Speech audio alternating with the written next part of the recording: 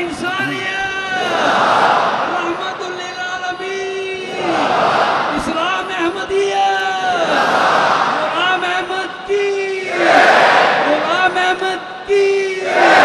खिलाफत अहमदिया हजरत अमीर अल-मोमिनीन हजरत खलीफतुल मसीह खामिल जलसा सालाना जर्मनी जमात अहमदिया आलमगीर जमात अहमदिया जर्मनी नारे तकबीर। अस्सलामु अलैकुम रहमतुल्लाह। तिलावत कुरान करीम हाफिज़ ज़ाकिर मुस्लिम साहिब।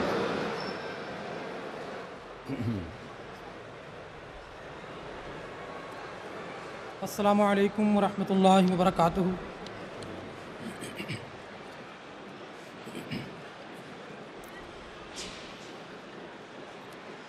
अऊज़ु बिल्लाहि मिनश शैतानिर रजीम।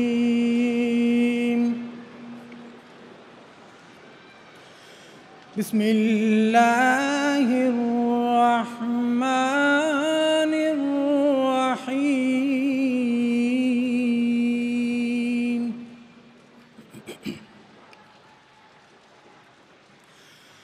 लैसल बिर्रा अन तुवल्लू वुजूहकुम क़िबलल मशरिक़ि वल मग़रिब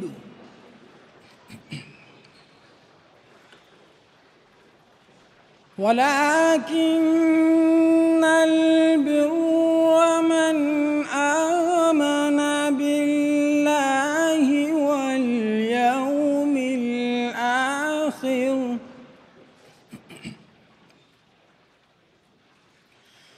वल यौमिल आखिर वल मलाइकति वल किताबि वन नबिय्यीन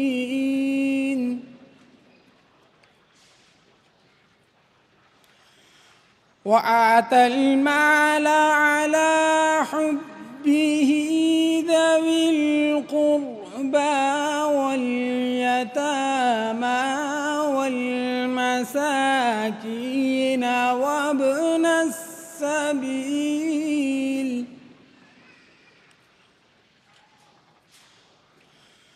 وابن السبيل والسائلين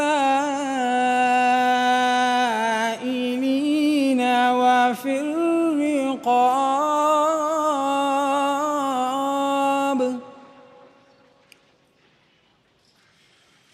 وأقام الصلاة وآتى الزكاة والموفون بعهدهم إذا عاهدوا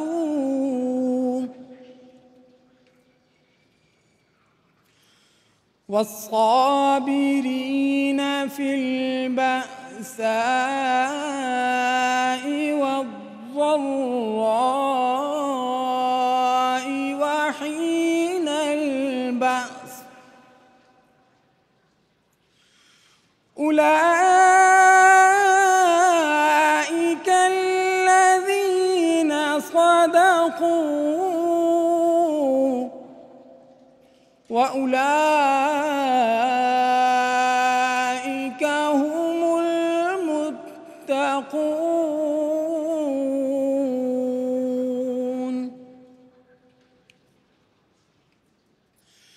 وأنفقوا في سبيل الله ولا تلقوا بأيديكم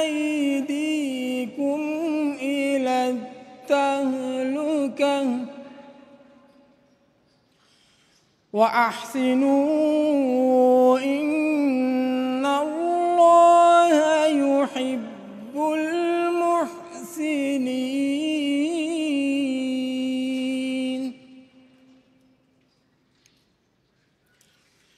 يا أيها الذين آمنوا كونوا قوامين بالقسط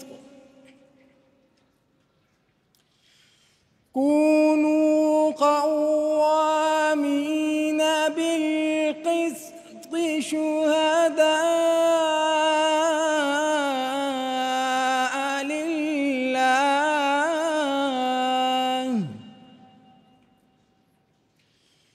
ولو على أنفسكم أو الوالدين والأقربين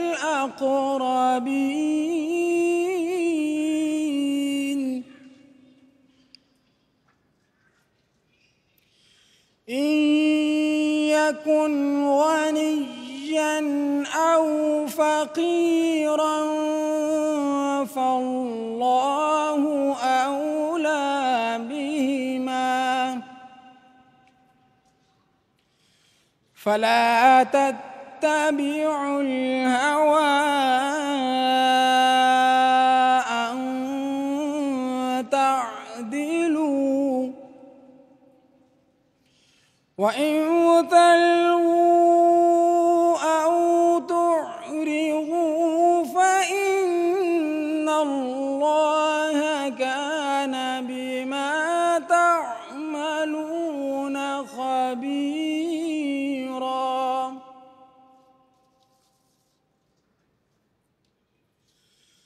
ولا تقربوا مال اليتيم إلا بالتي هي أحسن حتى يبلغ أشده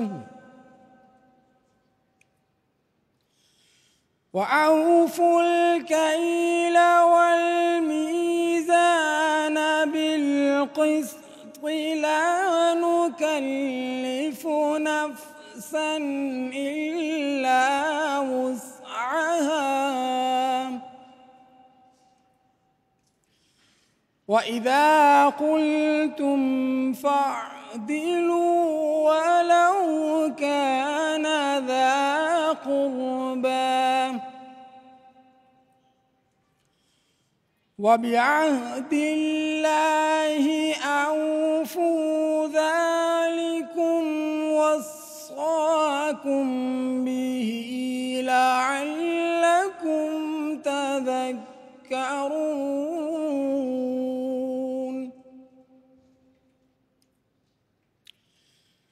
إن الله يأمر بالعدل والإحسان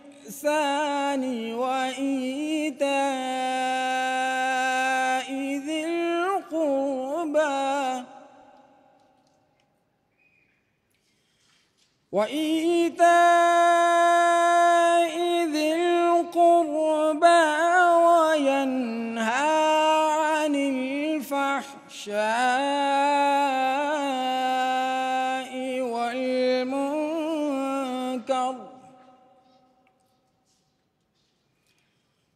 والمنكر والبغي يعظكم لعلكم تذكرون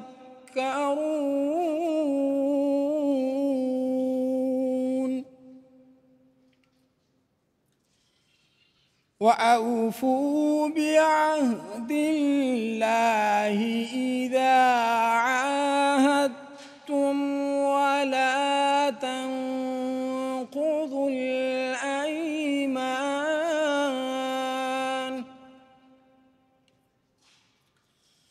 ولا تنقضوا الأيمان بعد توكيدها وقد جعلتم الله عليكم كفيلا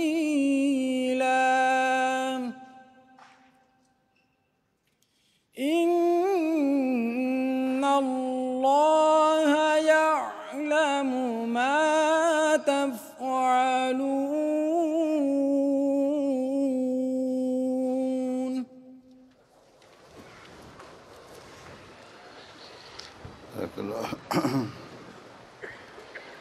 ترجمہ حامد اقبال صاحب۔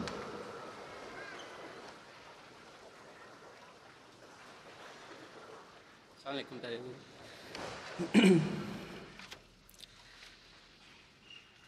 ابھی آپ کے سامنے جن آیات کریمہ کی تلاوت کی گئی ہے ان کا اردو ترجمہ بیان فرمودہ حضرت خلیفۃ المسیح ثانی رضی اللہ عنہ پیش ہے۔ میں اللہ کا نام لے کر جو بے حد کرم کرنے والا اور بار بار رحم کرنے والا ہے پڑھتا ہوں۔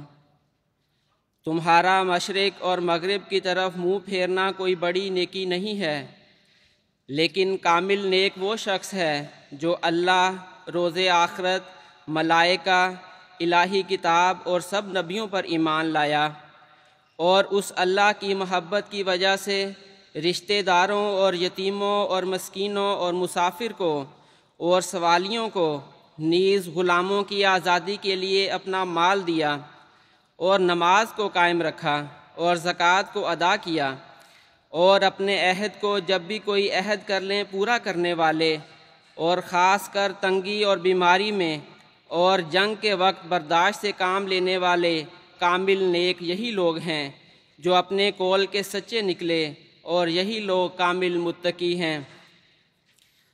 اور اللہ کے راستے میں مال و جان خرچ کرو، اور اپنے ہی ہاتھوں اپنے آپ کو ہلاکت میں مت ڈالو، اور احسان سے کام لو، اللہ احسان کرنے والوں سے یقیناً محبت کرتا ہے۔ اے ایماندارو، تم پوری طرح انصاف پر قائم رہنے والے اور اللہ کے لیے گواہی دینے والے بن جاؤ۔ گو تمہاری گواہی تمہارے اپنے خلاف یا والدین یا قریبی رشتہ داروں کے خلاف پڑتی ہو، اگر وہ جس کے متعلق گواہی دی گئی ہے غنی ہے یا محتاج ہے، تو دونوں صورتوں میں اللہ ان دونوں کا تم سے زیادہ خیر خواہ ہے۔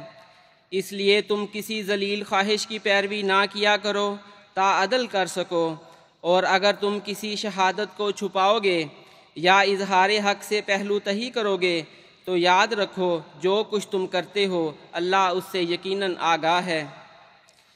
اور یہ حکم دیتا ہے کہ تم یتیم کے مال کے پاس اس کے جوانی کو پہنچنے تک بے احتیاطی سے نہ جاؤ، اور انصاف کے ساتھ ماپ اور تول پورے پورے دو۔ ہم کسی شخص کو اس کی طاقت سے زیادہ حکم نہیں دیتے، اور یہ کہ جب تم کوئی بات کہو تو گو وہ شخص جس کے متعلق بات کہی گئی ہو قریبی ہو، انصاف سے کام لو، اور اللہ کے عہد کو بھی پورا کرو۔ وہ اس امر کی تمہیں اس لیے تاکید کرتا ہے کہ تمہیں نصیحت حاصل ہو۔ اور یقیناً عدل کا اور احسان کا اور غیر رشتہ داروں کو بھی قرابت والے شخص کی طرح جاننے اور اسی طرح مدد دینے کا حکم دیتا ہے، اور ہر قسم کی بے حیائی اور ناپسندیدہ باتوں اور بغاوت سے روکتا ہے۔ وہ تمہیں نصیحت کرتا ہے تاکہ تم سمجھ جاؤ۔ اور چاہیے کہ اللہ کے ساتھ کیے ہوئے اپنے عہد کو جب تم نے اس سے کوئی عہد کیا ہو پورا کرو، اور قسموں کو انہیں پختہ کرنے کے بعد جبکہ تم نے اللہ کو اس کی قسم کھا کر اپنا ضامن بنا لیا ہے مت توڑو۔ جو کچھ تم کرتے ہو اللہ اسے یقیناً جانتا ہے۔ جزاک اللہ۔ جرمن ٹرانسلیشن اسٹیفن ہیٹر صاحب۔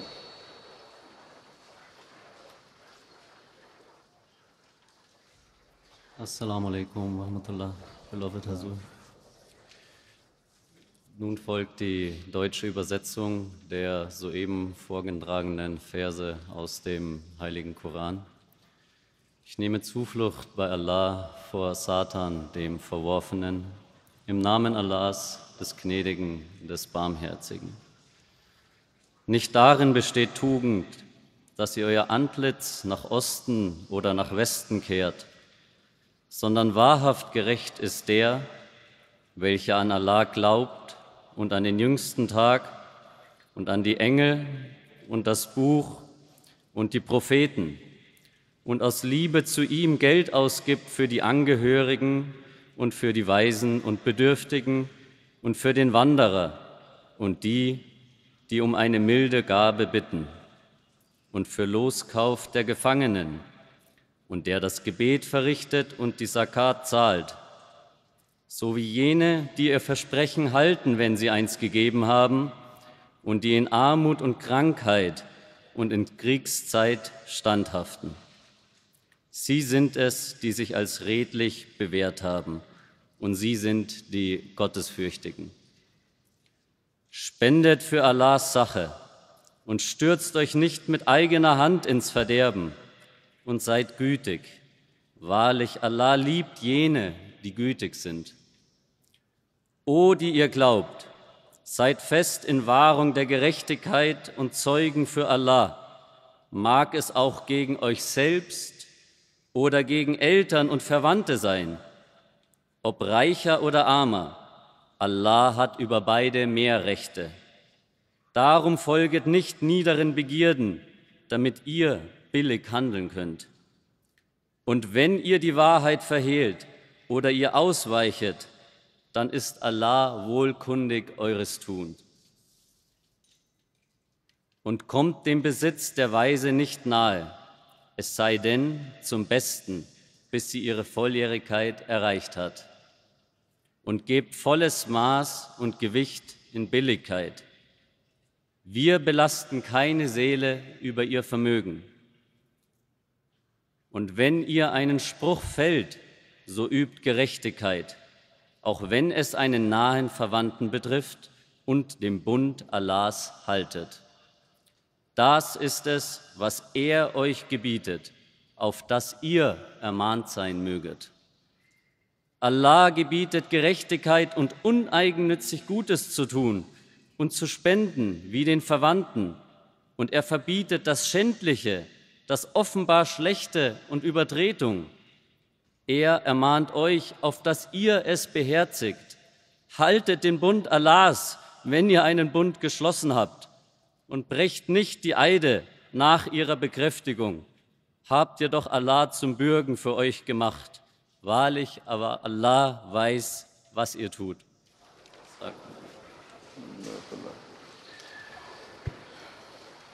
کلام حضرت مسیح علیہ الصلوۃ والسلام مرتضیٰ منان صاحب.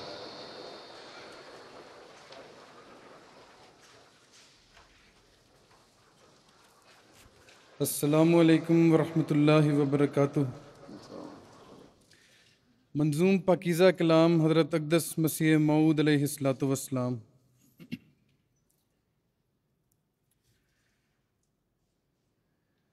اے خدا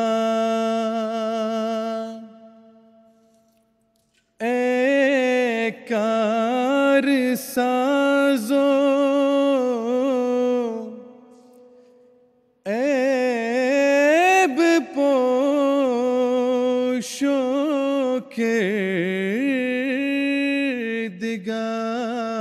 کردگار اے میرے پیارے میرے محسن میرے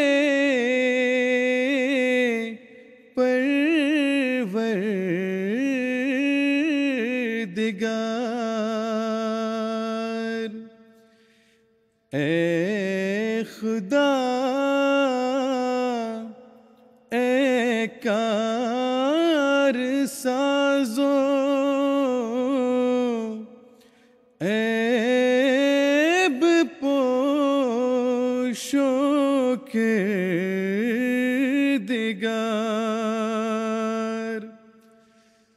اے میرے پیارے میرے محسن میرے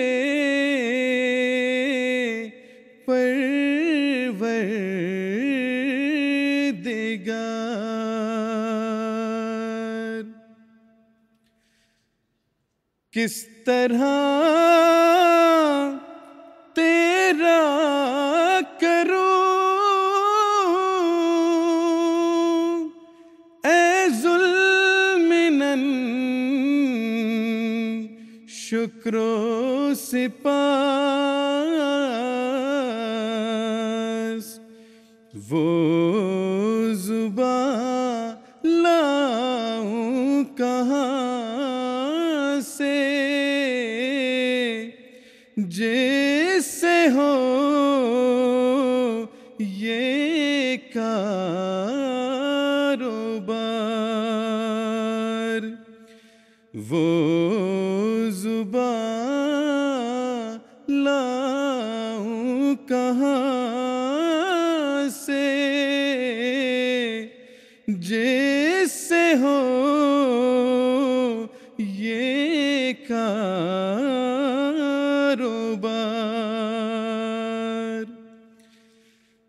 کام جو کرتے ہیں تیری راہ میں پاتے ہیں جزا،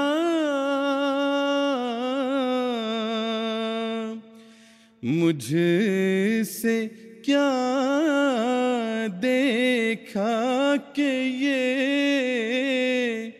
لطف و کرم ہے بار بار، مجھ سے کیا دیکھا کہ یہ لطف و کرم ہے بار بار، یہ سراسر فضل و احسان ہے کہ میں آیا پسند، ورنہ درگاہ میں تیری کچھ کم نہ تھے خدمت گزار۔ نعرہ تکبیر، حضرت محمد مصطفیٰ غلام احمد کی، غلام احمد کی، جماعت احمدیہ عالمگیر، قادیان دارالعلوم، نعرہ تکبیر۔ ورنہ درگاہ میں تیری کچھ کم نہ تھے خدمت گزار، میں تو مر کر خاک ہوتا گر نہ ہوتا تیرا لطف، پھر خدا جانے کہاں یہ پھینک دی جاتی غبار، پھر خدا جانے کہاں یہ پھینک دی جاتی غبار، نسل انسان میں نہیں دیکھی وفا جو تجھ میں ہے، تیرے بن دیکھا نہیں کوئی بھی یار غم گسار، تیرے بن دیکھا نہیں کوئی بھی یار غم گسار، میرے جیسے کو جہاں میں تو نے روشن کر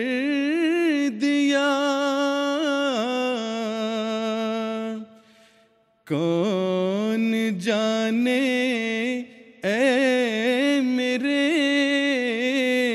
مالک تیرے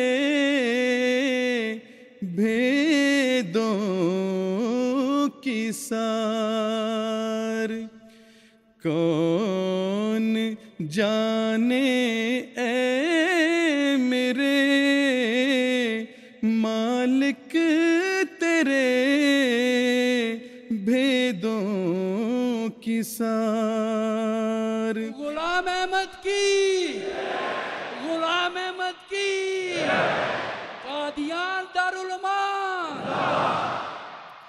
اے خدا اے کار سازو عیب پوشو کردگار، اے میرے پیارے میرے محسن میرے پروردگار۔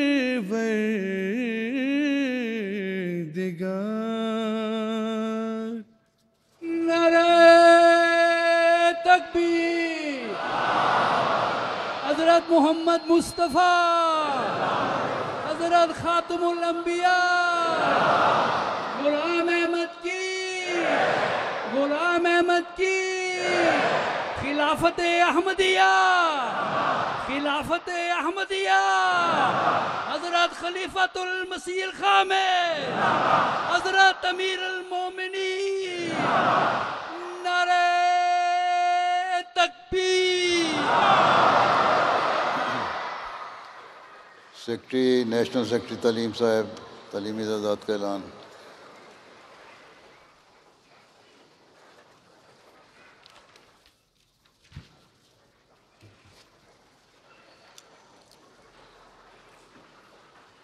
السلام علیکم ورحمۃ اللہ وبرکاتہ۔ بسم اللہ الرحمن الرحیم۔ سیدی پیارے آقا حضرت خلیفۃ المسیح الخامس ایدکم اللہ تعالیٰ بنصر العزیز، خاکسار آپ کی خدمت اقدس میں ان خوش نصیب گریجویٹس کے نام پڑھ کر سنائے گا جنہوں نے اپنی تعلیم 2019 تا 2023 مکمل کی ہے اور جماعت کے کرائٹیریا پر پورے اترتے ہوئے پیارے حضور کے مبارک دستخط کے ساتھ سند خوشنودی کے حقدار ٹھہرے ہیں۔ حضور ان میں سے اکثریت کو ذیلی تنظیموں کے اعتماد پر اسناد اور میڈلز دیے جا چکے ہیں، باقی گریجویٹس کو انشاءاللہ اگلے سال منعقد ہونے والے ذیلی تنظیموں کے اعتماد پر دیے جائیں گے۔ حضور اب خاکسار آپ کے سامنے پی ایچ ڈی کرنے والے احباب کے نام پیش کرتا ہے، ان کی کچھ تفصیل ساتھ ساتھ سکرین پر بھی دکھائی جائے گی۔ ڈاکٹر لقمان علی صادق صاحب جماعت بیٹیگہائم، ڈاکٹر عاصم محمد طارق صاحب جماعت وتلش، ڈاکٹر ریحان احمد رائی صاحب جماعت باد نوہائم، ڈاکٹر غالب احمد شیخ صاحب جماعت فیئرسن، ڈاکٹر عطاء الرحمان علی صاحب جماعت دامشتت، ڈاکٹر نبیل اسلم صاحب جماعت ہنوور، ڈاکٹر مومن احمد صاحب جماعت کارلسروے، ڈاکٹر صادق احمد گوندل صاحب جماعت کائزر سلاؤٹھن، ڈاکٹر ولید احمد میاں صاحب جماعت اوبا اوزل، ڈاکٹر شاہ زیب مرزا صاحب فرینکفورٹ، ڈاکٹر نعمان چودھری صاحب جماعت لمبرگ، ڈاکٹر مسرور احمد کالون صاحب جماعت ہائیڈلبرگ۔ اب حضور اسٹیٹ ایگزامینیشن پاس کرنے والے گریجویٹس سمیع احمد کھوکر صاحب جماعت ہمبورگ، عاطف احمد صاحب جماعت وائبلنگن، تنزیل احمد خان صاحب ایشرسہائم، مطہر احمد باجوہ کوبلنس، میاں تنزیل احمد صاحب منہائم، کرشن عباسی صاحب فرینکفورٹ، طلال بن خلیل صاحب جماعت بابنہاؤزن، مرزا مباحل مجید صاحب فرینکفورٹ، قاصر احمد صاحب جماعت ہمبورگ۔ اب حضور جنہوں نے ماسٹرز مکمل کیا ہے ان کے نام آپ کی خدمت میں رکھتا ہوں۔ مجید ملک صاحب جماعت ہائلبرون، مسرور احمد کالون صاحب ہائیڈلبرگ، چودھری سجیل احمد صاحب فلڈا، شاہ زیب جہانگیر صاحب جماعت وارفیلڈن، شایان احمد صاحب جماعت کھیل، اسد شہزاد صاحب جماعت بوخم، عادل احمد انور صاحب جماعت فریڈبرگ، سعود احمد خان صاحب فلوشٹت، بلال قمر صاحب ہیابون، اسامہ احمد صاحب ریڈسٹت، عاطف احمد خان صاحب اوزنگن، عثمان ملک صاحب عزیز موشے، رافع انعام صاحب فرینکفورٹ، شمائل احمد طاہر صاحب جماعت پینبرگ، نوید ملک صاحب جماعت ہائلبرون، مشاور احمد صاحب جماعت مونٹاباوا، اسامہ کمال پاشا صاحب وائبلنگن، عفان صادق صاحب فلوشٹت، فرحان احمد سجاد صاحب جماعت کھیمنٹس، محمد بارک مشتاق صاحب جماعت فرینکفورٹ، حلیم ابراہیم بقاپوری صاحب جماعت آخن، مسرور احمد صاحب جماعت کوبلنس، راشد احمد صاحب جماعت ہمبرگ، ولید احمد خان صاحب جماعت گولڈسٹائن، عطاء الوکیل احمد صاحب جماعت برلن، وقاص احمد صاحب جماعت لیونیبرگ، عمیر محمود احمد صاحب جماعت گریسائم، مبارز ندیم صاحب جماعت نویوید، محمد مدثر احمد راجہ صاحب جماعت بالنگن، عدنان حمید صاحب جماعت فریڈبرگ، عبد المنیب خالد صاحب جماعت رویڈلنگن، خرم شہزاد صدیقی صاحب جماعت ویرٹزبرگ، جلیس اقبال صاحب جماعت گیسٹن، مدبر احمد مبشر صاحب جماعت گیسٹن، عابد محمود صاحب جماعت نیونبرگ، مطہر احمد باجوہ صاحب جماعت کوبلنس، ندیم احمد صاحب جماعت فلورسہائم، شارق احمد صاحب جماعت ہنوور، شراز خان صاحب جماعت راؤنہائم، عادل احمد صاحب جماعت ٹریا، رضوان محمود صاحب جماعت بینزہائم، عزیز احمد طاہر صاحب جماعت فینہائم، سجیل الرحمان صاحب جماعت فریڈبرگ، عاطف جمال ملک صاحب جماعت اوفنباخ، دانیال احمد الحق صاحب جماعت ویرٹزبرگ، سعد حسین باجوہ صاحب فرائیبرگ، وحید چراغ نیاز صاحب ایرلنگن، ندال احمد صاحب اوفنباخ اور رفاقت احمد صاحب فریڈبرگ۔ اب حضور آپ کی خدمت میں بیچلر کرنے والے گریجویٹس کے نام خاکسار پیش کرتا ہے۔ مجید ملک صاحب جماعت ہائلبرون، عماد الدین صاحب جماعت فلورسہائم، اسامہ افضل صاحب جماعت فریڈبرگ، عاصم بٹ صاحب گاڈولف سیل، روحان خان صاحب جماعت نیڈ، تصور احمد صاحب جماعت مونٹاباوا، کریم احمد ندیم صاحب عائش وارمز، آصف شبیر صاحب جماعت منہائم ویسٹ،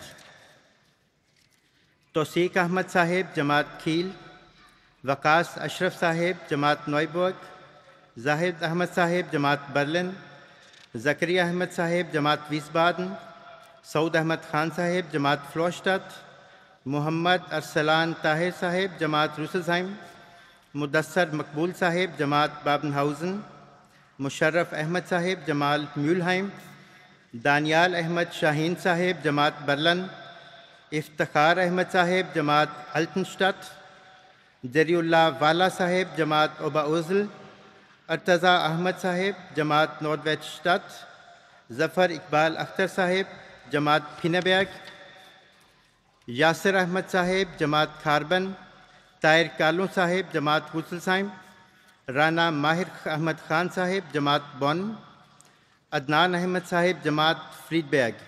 اب حضور ابیٹھور کرنے والے ابیٹھوگینٹن ابسولوینٹن کا آپ کے سامنے نام خاکسار رکھے گا۔ محمد سہراب علی صاحب جماعت وائبلنگن، حصور طاہر صاحب جماعت اوفنباخ، طلحہ احمد صاحب جماعت ماربورگ، خاقان احمد صاحب جماعت لیوبیک، ثاقب احمد مقصود صاحب جماعت گوڈیلاؤ، حاشر احمد ملک صاحب گوئرہ مارک، دارس وحید رانا صاحب جماعت کھلن، زریاب احمد صاحب ریشٹت، روحان راٹھور صاحب ہابورگ، سعید حمید صاحب ویسبادن، احسن عارف صاحب ایڈلسٹیڈ، حافظ شازل احمد ثاقب صاحب جماعت ہاناؤ، اریز شیخ صاحب جماعت ونسبیک، ہارون محمود صاحب بیگش گلادباخ اور روشن احمد صاحب جماعت مائنٹھال۔ زور اب خاک سار آپ کے سامنے ان گریجویٹس کا نام پیش کرے گا جنہوں نے جرمنی سے باہر اپنی تعلیم مکمل کی اور مختلف ممالک سے ان کی درخواستیں موصول ہوئیں۔ مکرم ڈاکٹر قاصد احمد صاحب سوئٹزرلینڈ، برہان احمد صاحب ایران، ڈاکٹر رحمان احمد قمر صاحب ٹریا سے، حمزہ شاہین صاحب ہائمسفیلڈ، ڈاکٹر مصدق احمد جماعت ہاناؤ اسٹڈی انہوں نے باہر کی ہے، یحییٰ ظفر کلہ صاحب سوئٹزرلینڈ، محمد عمیر انور صاحب سوئٹزرلینڈ، اسامہ رفیق صاحب فرینکفرٹ، النصر احمد سہگل صاحب ویانا، فضل احمد نجیب صاحب ایرلنگن، آفتاب احمد صاحب ہیرفورڈ، Zubair Khan Sahib Switzerland, Danish Ahmed Nadeem Butt Sahib Vienna, Zeeshan Ahmed Sahib Aachen, Kashif Shahzad صاحب لتھوینیا، حاسب یسیر صاحب ہمبرگ، عطاء الرحمن ارائیں صاحب زیورش سوئٹزرلینڈ، اور ڈاکٹر عبد الناصر کوڈر ووگو صاحب برکینا فاسو سے۔ پیارے حضور، آپ کی خدمت اقدس میں دعا کی درخواست ہے کہ اللہ تعالیٰ ان تمام گریجویٹس اور تمام طلباء و طالبات کو حضرت مسیح موعود علیہ الصلاۃ والسلام کے ارشاد کا مصداق بنائے کہ میرے فرقہ کے لوگ اس قدر علم و معرفت میں کمال حاصل کریں گے کہ اپنی سچائی کے نور اور اپنے دلائل اور نشانوں کی روح سے سب کے منہ بند کر دیں گے۔ جزاکم اللہ احسن الجزا۔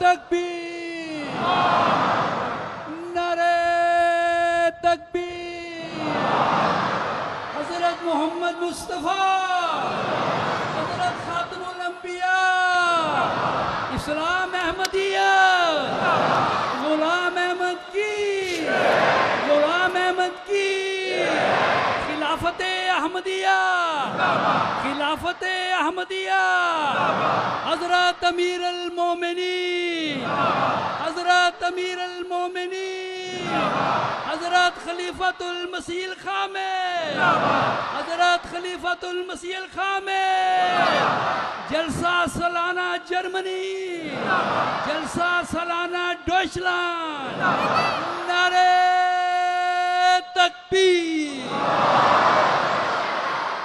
السلام علیکم ورحمۃ اللہ۔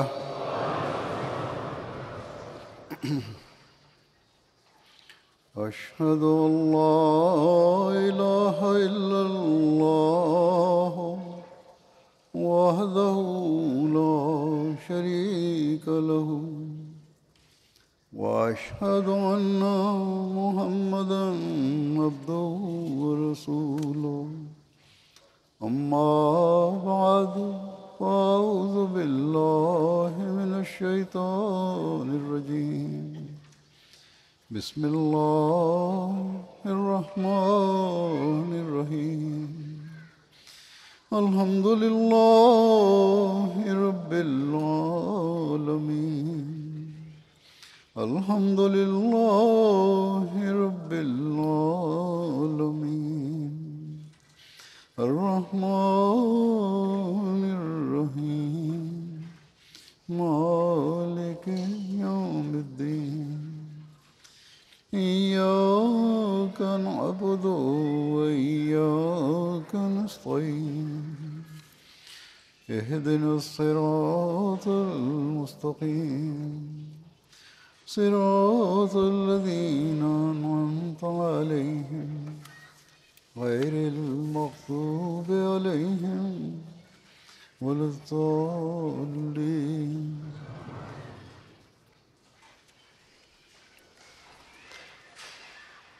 جیسا کہ میں اس سال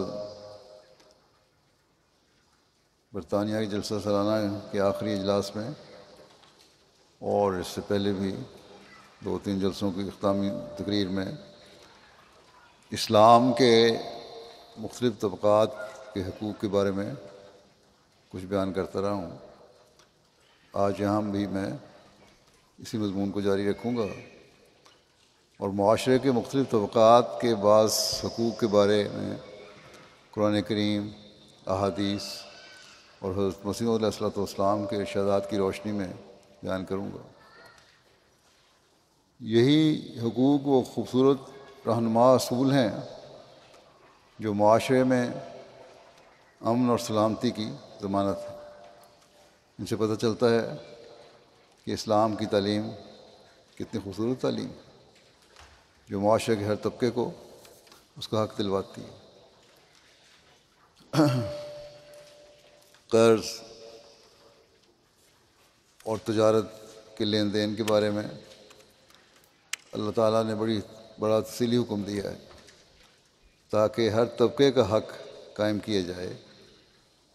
چنانچہ اللہ تعالیٰ فرماتا ہے اعوذ باللہ من الشیطان الرجیم یا ایہا الذین آمنوا اذا تداینتم بدین الی اجل مسمى فاکتبوه وَلْيَكْتُبْ بَيْنَكُمْ كَاتِبٌ بِالْعَدْلِ وَلَا يَأْبَ كَاتِبٌ أَنْ يَكْتُبَ كَمَا عَلَّمَهُ اللَّهُ فَلْيَكْتُبْ وَلْيُمْلِلِ الَّذِي عَلَيْهِ الْحَقُّ وَلْيَتَّقِ اللَّهَ رَبَّهُ وَلَا يَبْخَسْ مِنْهُ شَيْئًا وَإِنْ كَانَ الَّذِي عَلَيْهِ الْحَقُّ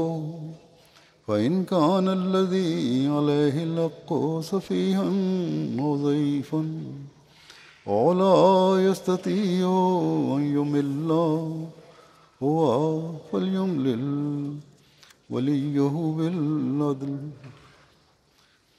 واستشهدوا شهيدين من رجالكم فإن لم يكونا رجلين فرجل وامرأتان ممن ترضون من الشهداء أن تضل إحداهما وتذكر إحداهما الأخرى ولا يأبى الشهداء إذا ما دعوا ولا تسأموا أن تكتبوه صغيرا وكبيرا إلى أجله ذلكم أقسط عند الله وأقوم للشهادة وأدنى ألا ترتابوا إلا أن تكون تجارة وأدنى ألا ترتابوا إلا أن تكون تجارة حاضرة تديرونها بينكم فليس عليكم جناح ألا تكتبوها وأشهدوا إذا تبايعتم ولا يضار كاتب ولا شهيد وإن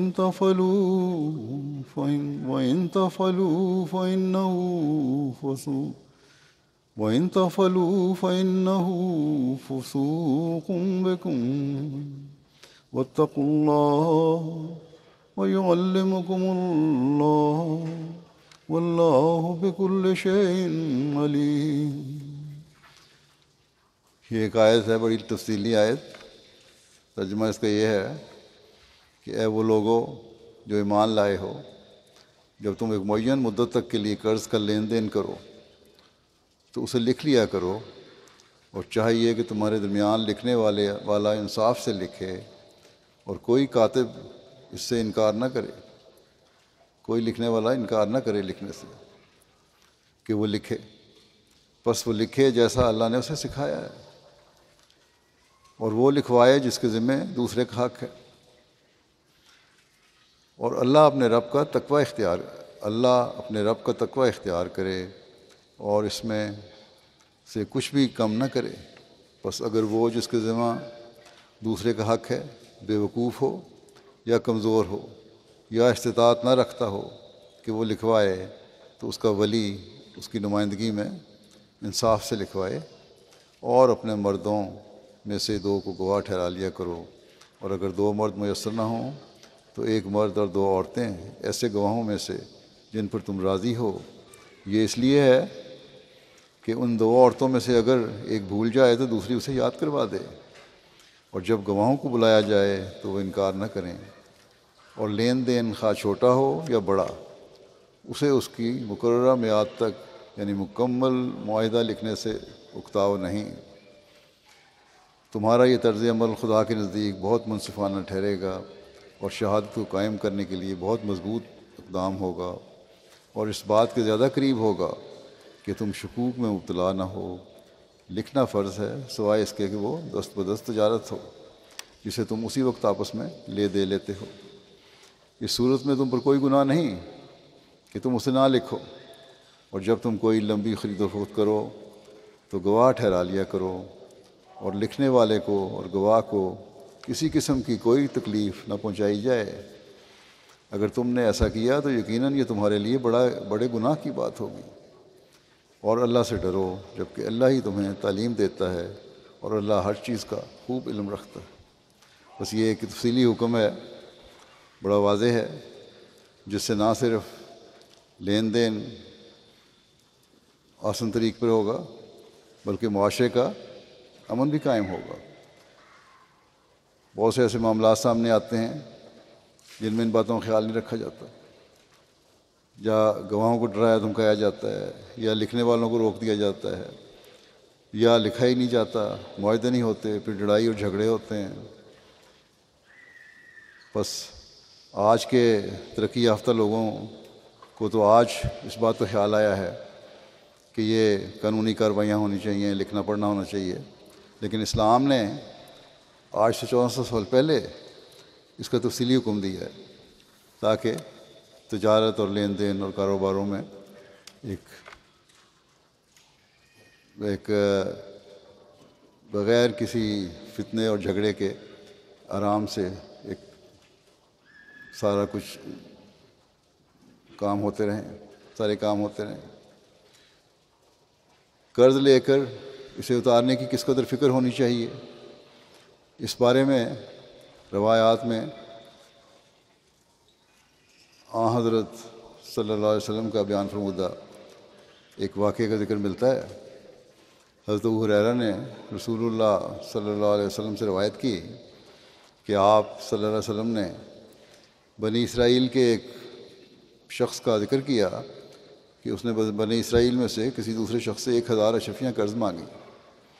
تو اس نے کہا میرے کے پاس کوئی گواہ لے کے آؤ، میں ان کو گواہ ٹھہراؤں اور رقم دے دوں. تو اس نے کہا کہ اللہ ہی کافی گواہ ہے. اس نے کہا پھر اپنا کوئی ضامن پیش کرو. اس نے کہا اللہ ہی کافی ضامن ہے.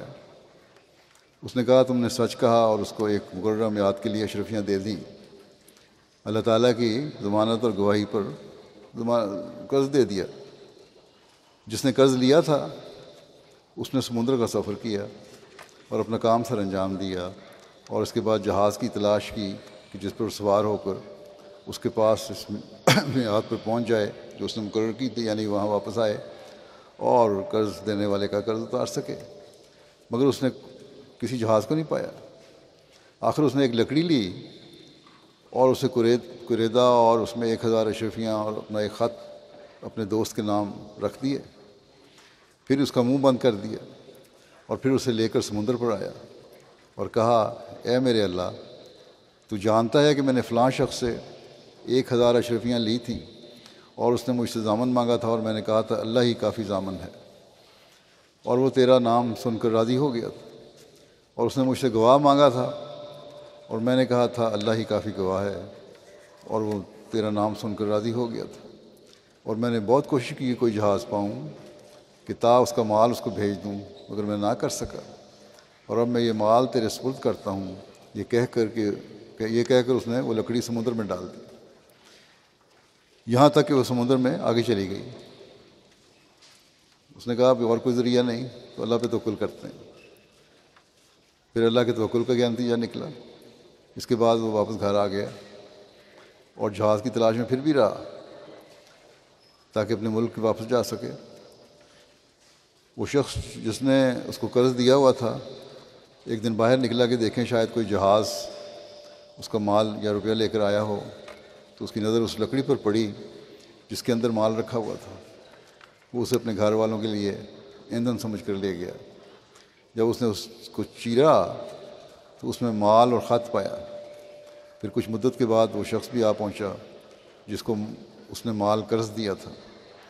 وہ 1000 دینار اپنے ساتھ لایا اور کہا اللہ کی قسم میں نے جہاز کی انتہائی تلاش کی تھی تا تمہارا مال تمہیں واپس کروں، مگر جس جہاز میں آیا ہوں میں اس سے پہلے میں نے کوئی جہاز نہیں پایا۔ تو قرض خواہ نے کہا کیا تو نے کوئی رقم میرے لیے بھیجی تھی؟ اس نے کہا کہ میں تجھے بتاتا ہوں کہ مجھے اس جہاز کے سوا جس میں اب آیا ہوں کوئی جہاز نہیں ملا۔ قرض خواہ نے کہا کہ اللہ نے تیری طرف سے وہ مال مجھے پہنچا دیا ہے جو تو نے لکڑی میں بند کر کے بھیجا تھا، بس تو اطمینان سے 1000 اشیاء لے کر واپس لوٹ جا۔ یہ ایمانداری دونوں طرف سے ملتی ہے ہمیں، بس یہ ایمان کی حالت ہے اور یہ قرض اتارنے کی فکر ہے جو ایک قرض دار کو ہونی چاہیے، اور پھر جس کا قرض اتارنا تھا اس کی ایمانی حالت بھی کسی اعلیٰ معیار کی ہے کہ جب اللہ تعالیٰ نے پہلے ادائیگی کا سامان کر دیا تو پھر دھوکے سے دوبارہ لینے کی کوشش نہیں کی اس میں۔ بس یہ وہ معیار ہیں جو ہمارے اندر ہونے چاہیے، اور یہی وہ معیار ہیں جن سے ہم اپنے ایمان میں کامل اور اپنے عہد بیت کا حق ادا کرنے والے ہوں گے۔ بس اس لحاظ سے ہمیں ہر ایک کو جائزہ لینا چاہیے جو کاروبار کرتے ہیں یا لین دین کرتے ہیں۔ پھر قرض دار کو سہولت دینے کا حق اسلام قائم کرتا ہے۔ چنانچہ حضرت ابو ہریرہ سے روایت ہے کہ نبی کریم صلی اللہ علیہ وسلم نے فرمایا جو شخص تنگ دست قرض دار کو مہلت دے یا اسے قرض میں سے کچھ چھوڑ دے تو اللہ تعالیٰ قیامت کے دن اس کو عرش کے سائے کے نیچے جگہ دے گا۔ اس دن عرش کے سائے کے سوا کوئی سایہ نہیں ہوگا۔ ایک مومن جسے عرش کے سائے کی فکر ہے اس کے لیے کتنی بڑی ضمانت ہے۔ یہ باتیں ہیں جو حسین معاشرے کو قائم کرتی ہیں، لیکن بہت سارے معاملات آتے ہیں ایسے، جھگڑے اٹھتے ہیں جہاں دھوکے دیے جاتے ہیں ایک دوسرے کو، یا انکار کیے جاتے ہیں، یا دوری رقمیں وصول کی جاتی ہیں، یا کرنے کی کوشش کی جاتی ہے، اس کے لیے مقدمہ بازیاں ہوتی ہیں۔ بس ہمارے معاشرے میں تو یہ باتیں نہیں ہونی چاہیے، ایک حسین اور پاک معاشرہ ہونا چاہیے ہمارا۔ حضرت عائشہ سے روایت ہے کہ نبی کریم صلی اللہ علیہ وسلم اکثر قرض داری اور گناہ سے پناہ مانگتے تھے۔ میں نے عرض کیا اے اللہ کے رسول صلی اللہ علیہ وسلم آپ کیوں قرض داری سے بہت پناہ مانگتے ہیں؟ تو آپ نے فرمایا جو قرض دار ہوگا وہ جھوٹی بات کہے گا اور وعدہ خلافی کرے گا۔ اب حضرت صلی اللہ علیہ وسلم تو ایسی کوئی بات نہیں کر سکتے تھے، آپ اپنی امت کو سبق دے رہے ہیں، نصیحت فرما رہے ہیں کہ قرض لے کر جھوٹے وعدے نہ کرو، اور صاف ستھری بات قرض لیتے وقت بھی کرو، اور پھر اپنی نیتوں کو بھی صاف رکھو۔ بہت سے لوگ قرض اتارنے کی توفیق ہوتے ہوئے بھی بہت لت و لال سے کام لیتے ہیں اور پھر جھوٹ پر جھوٹ بولتے ہیں۔ بس ہر قرض دار کو اپنی ذمہ داری کا احساس ہونا چاہیے۔ قرض سے نجات اور جلد اتارنے کے لیے حضرت مسیح علیہ السلام نے بھی ایک نسخہ بیان فرمایا ہے۔ اللہ پر توکل ہو، اللہ سے دعا ہو تو اللہ تعالیٰ بھی سامان فرما دیتا ہے قرض سے نجات کی اور جلد اتارنے کی۔ حضرت مسیح فرماتے ہیں کہ ایک شخص نے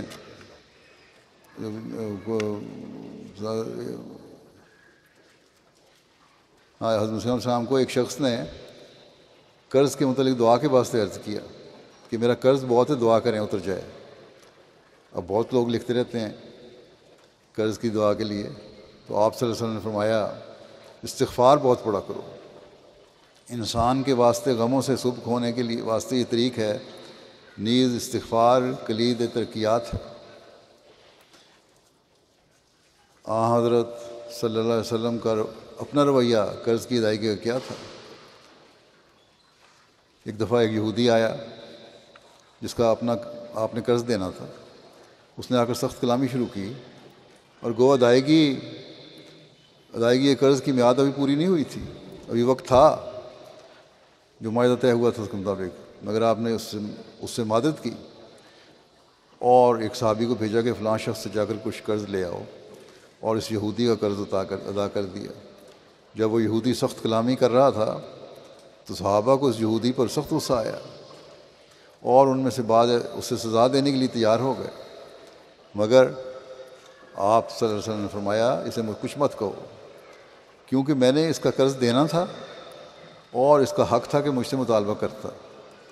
جس وقت کا یہ واقعہ ہے، حضرت مسلم موعود نے اس کی تفصیل لکھی ہے کہ جس وقت یہ واقعہ ہوا آپ مدینہ اور اس کے گرد گرد کے بہت سے علاقے کے بادشاہ ہو چکے تھے، سرداری حضرت صلی اللہ علیہ وسلم کے زیر نگین تھا یہ سارا علاقہ، آپ کی حکومت تھی وہاں، اور ہر ایک شخص سمجھ سکتا ہے کہ اس حالت میں آپ کو اس یہودی کی سختی برداشت کرنا عزت کی کس قدر عظیم الشان قربانی تھی جو حضرت صلی اللہ علیہ وسلم نے دی۔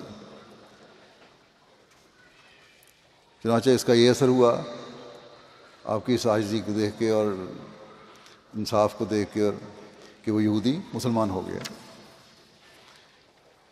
قرض کی ادائیگی کی پابندی اور اس کی اہمیت کا اندازہ اس روایت سے ہوتا ہے جس میں بیان ہوا ہے کہ چاش کا وقت تھا، لوگ ایک جنازہ کندھوں پر اٹھائے ہوئے آئے، ورثاء نے حضرت صلی اللہ علیہ وسلم سے درخواست کی کہ اس میت کا نماز جنازہ پڑھا دیں۔ حضور صلی اللہ علیہ وسلم نے پوچھا کیا تمہارے اس صاحب کے ذمہ کوئی قرض تو نہیں ہے؟ لوگوں نے کہا صرف 2 دینار قرض ہیں۔ اتنے غریب لوگ تھے، وہ لوگ اس 2 دینار بھی اتار نہیں سکتے تھے۔ حضور صلی اللہ علیہ وسلم نے خود جنازہ پڑھانے سے انکار کیا اور فرمایا کہ تم خود ہی اپنے صاحب پر نماز جنازہ پڑھ لو۔ حضرت صلی اللہ علیہ وسلم مقروض آدمی کا نماز جنازہ نہیں پڑھا کرتے تھے۔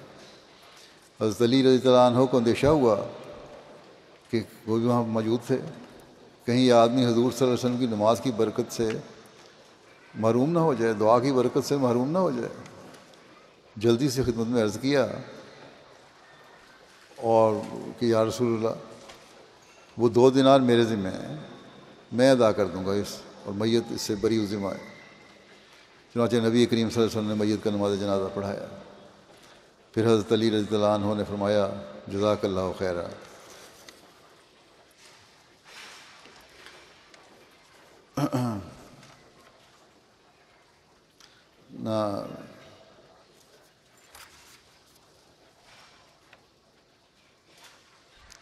حضور صلی اللہ علیہ وسلم نے حضرت علی رضی اللہ عنہ سے فرمایا جزاک اللہ خیرا، اللہ تعالیٰ تجھے بھی رہن سے آزاد کرے جس طرح تم نے اپنے بھائی کو آزادی دلائی ہے۔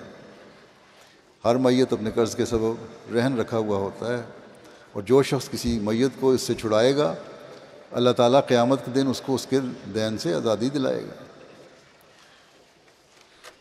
بس یہ اہمیت ہے، بس یہ ہے وہ معیار جو ایک مومن کی شان ہے کہ قرض اتارنے میں ہمدردی کا سلوک کرو دوسروں کی۔ حضرت صلی اللہ علیہ وسلم کی دعا سے محروم نہ رہے وہ، اس لیے آپ نے ہمدردی کی تھی۔ اور یہ ہے مقروض کی بھی ذمہ داری جس کو ادا کرنے کی فکر ہونی چاہیے کہ حت المقدور کوشش ہو کہ قرض وقت پر ادا ہو جائے اور ٹال مٹول سے کام نہ لیا جائے۔ قرض داروں کی ادائیگی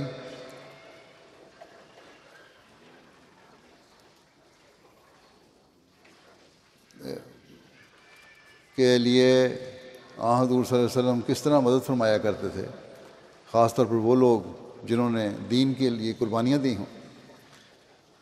اس بارے میں حضرت جابر بن عبداللہ انصاری روایت کرتے ہیں کہ ان کے باپ احد کی جنگ میں شہید ہوئے اور انہوں نے 6 بیٹیاں پیچھے چھوڑیں۔ اسی طرح اپنے اوپر قرضہ بھی چھوڑا۔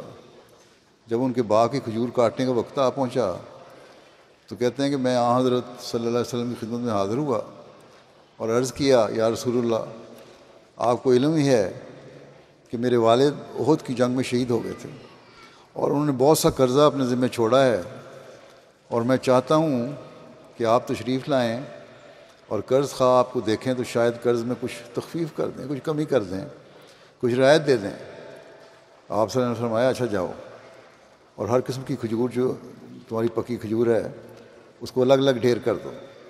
چنانچہ کہتے ہیں میں واپس آیا اور ایسا ہی کیا۔ پھر حضور صلی اللہ علیہ وسلم کو بلانے گیا تو قرض خواہوں نے جب حضور صلی اللہ علیہ وسلم کو دیکھا کہ وہ تشریف لے آئے ہیں تو مجھ سے اور بھی سختی سے مطالبہ کرنے لگے قرض کی ادائیگی کا۔ کہتے ہیں جب حضور صلی اللہ علیہ وسلم نے ان کا یہ حال دیکھا تو آپ کھجوروں کے سب سے بڑے ڈھیر کے گرد 3 بار گھومے، پھر اس پر بیٹھ گئے اور فرمایا اپنے قرض خواہوں کو بلاؤ۔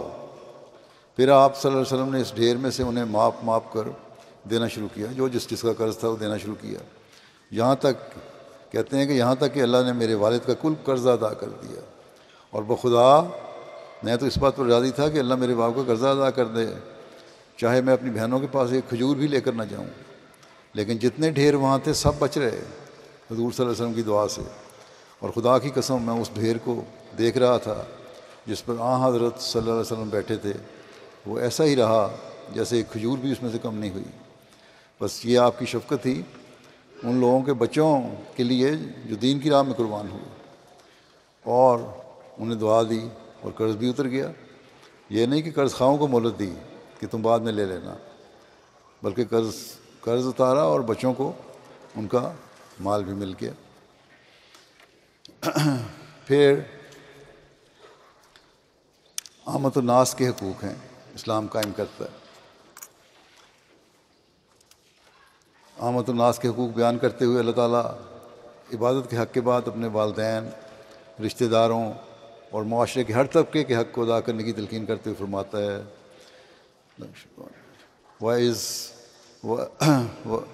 وَإِذْ أَخَذْنَا مِيثَاقَ بَنِي إِسْرَائِيلَ لَا تَعْبُدُونَ إِلَّا اللَّهَ وَبِالْوَالِدَيْنِ إِحْسَانًا وَذِي الْقُرْبَى وَالْيَتَامَى وَالْمَسَاكِينِ وَقُولُوا لِلنَّاسِ حُسْنًا وَأَقِيمُوا الصَّلَاةَ وَآتُوا الزَّكَاةَ ثُمَّ تَوَلَّيْتُمْ إِلَّا قَلِيلٌ مِّنكُمْ وَأَنْتُمْ مُعْرِضُونَ۔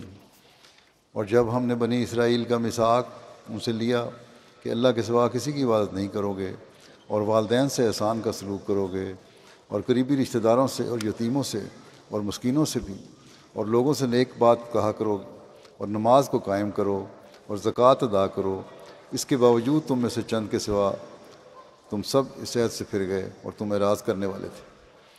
یہ مثال دے کر مسلمانوں کو کہا گیا کہ تم نے پابندی کرنی ہے۔ بس اس میں تمام قسم کے حقوق بیان کر دیے۔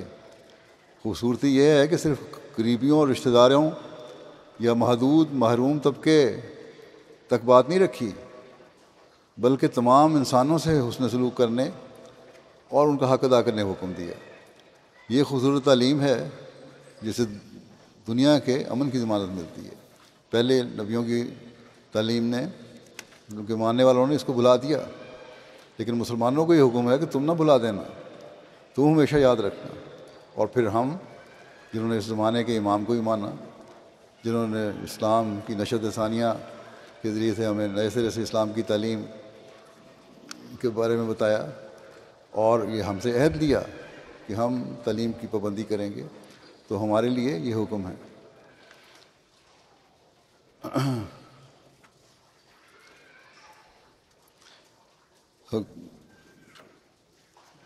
یہ عوام الناس کے حقوق کے بارے میں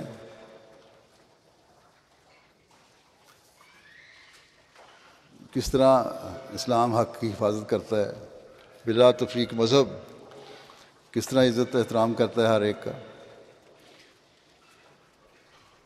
مردوں کا بھی عزت احترام کس طرح کیا جاتا ہے اسلام میں۔ حضرت جابر بن عبداللہ سے روایت ہے کہ ہمارے سامنے سے ایک جنازہ گزرا تو نبی کریم صلی اللہ علیہ وسلم کھڑے ہو گئے اور ہم بھی کھڑے ہو گئے۔ پھر ہم نے کہا یا رسول اللہ صلی اللہ علیہ وسلم، یہ تو یہودی کا جنازہ تھا۔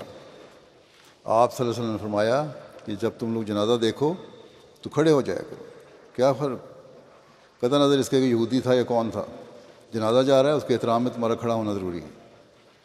پاکستان کے مولوی اور حکومت جو آج اسلام کا نعرہ لگاتے ہیں اور لبیک یا رسول اللہ کی باتیں کرتے ہیں، رسول اللہ کا تو یہ حکم ہے، کجا یہ کہ احمدیوں کے مردوں کو قبروں سے نکال کے باہر رکھا جائے، ان کے جنازوں سے روکا جائے، ان کو دفن کرنے سے روکا جائے. تو یہ ان کا حال ہے، تبھی اس ملک کا بھی یہ حال ہو رہا ہے. کاش کہ ان لوگوں کو عقل آ جائے. حضرت انس نبی صلی اللہ علیہ وسلم سے روایت کرتے ہیں کہ آپ صلی اللہ علیہ وسلم نے فرمایا تم میں سے کوئی مومن نہیں ہوتا جب تک کہ وہ اپنے بھائی کے لیے وہ بات پسند نہ کرے جو اپنے لیے پسند کرتا ہے. محبت اور پیار کے فروغ اور حقوق ادا کرنے کی ایک اعلیٰ مثال ہے. کیا اس کے بعد بھی معاشرے میں بدامنی ہو سکتی ہے کہ اپنے حق ادا کرنے کی کوشش کرو، اپنے بھائی کے حق ادا کرنے کی کوشش کرو. اور حق کیا ہے کہ جو تم اپنے لیے پسند کرتے ہو وہ اس کے لیے پسند کرو. ابو نضرہ سے مروی ہے کہ ان سے ایک ایسے آدمی نے یہ روایت بیان کی جس نے ایام تشریق کے درمیان نبی صلی اللہ علیہ وسلم کو خطبہ میں یہ فرماتے سنا کہ اے لوگو، بلا شبہ تمہارا رب ایک ہے اور تمہارا باپ بھی ایک ہے. سن رکھو کہ کسی عربی کو اجمی پر اور کسی اجمی کو عربی پر کوئی فضیلت حاصل نہیں، نہ ہی کسی گورے کو کالے پر اور نہ ہی کسی کالے کو گورے پر کوئی فضیلت حاصل ہے، ہاں مگر تقویٰ کی بنا پر. بس جب فضیلت نہیں تو پھر سب بھائی بھائی ہیں. انسان ایک دوسرے کی قدر کرنی چاہیے ہمیں، اور یہ ایسا حکم ہے جو کہیں کسی مذہب میں نہیں ہے.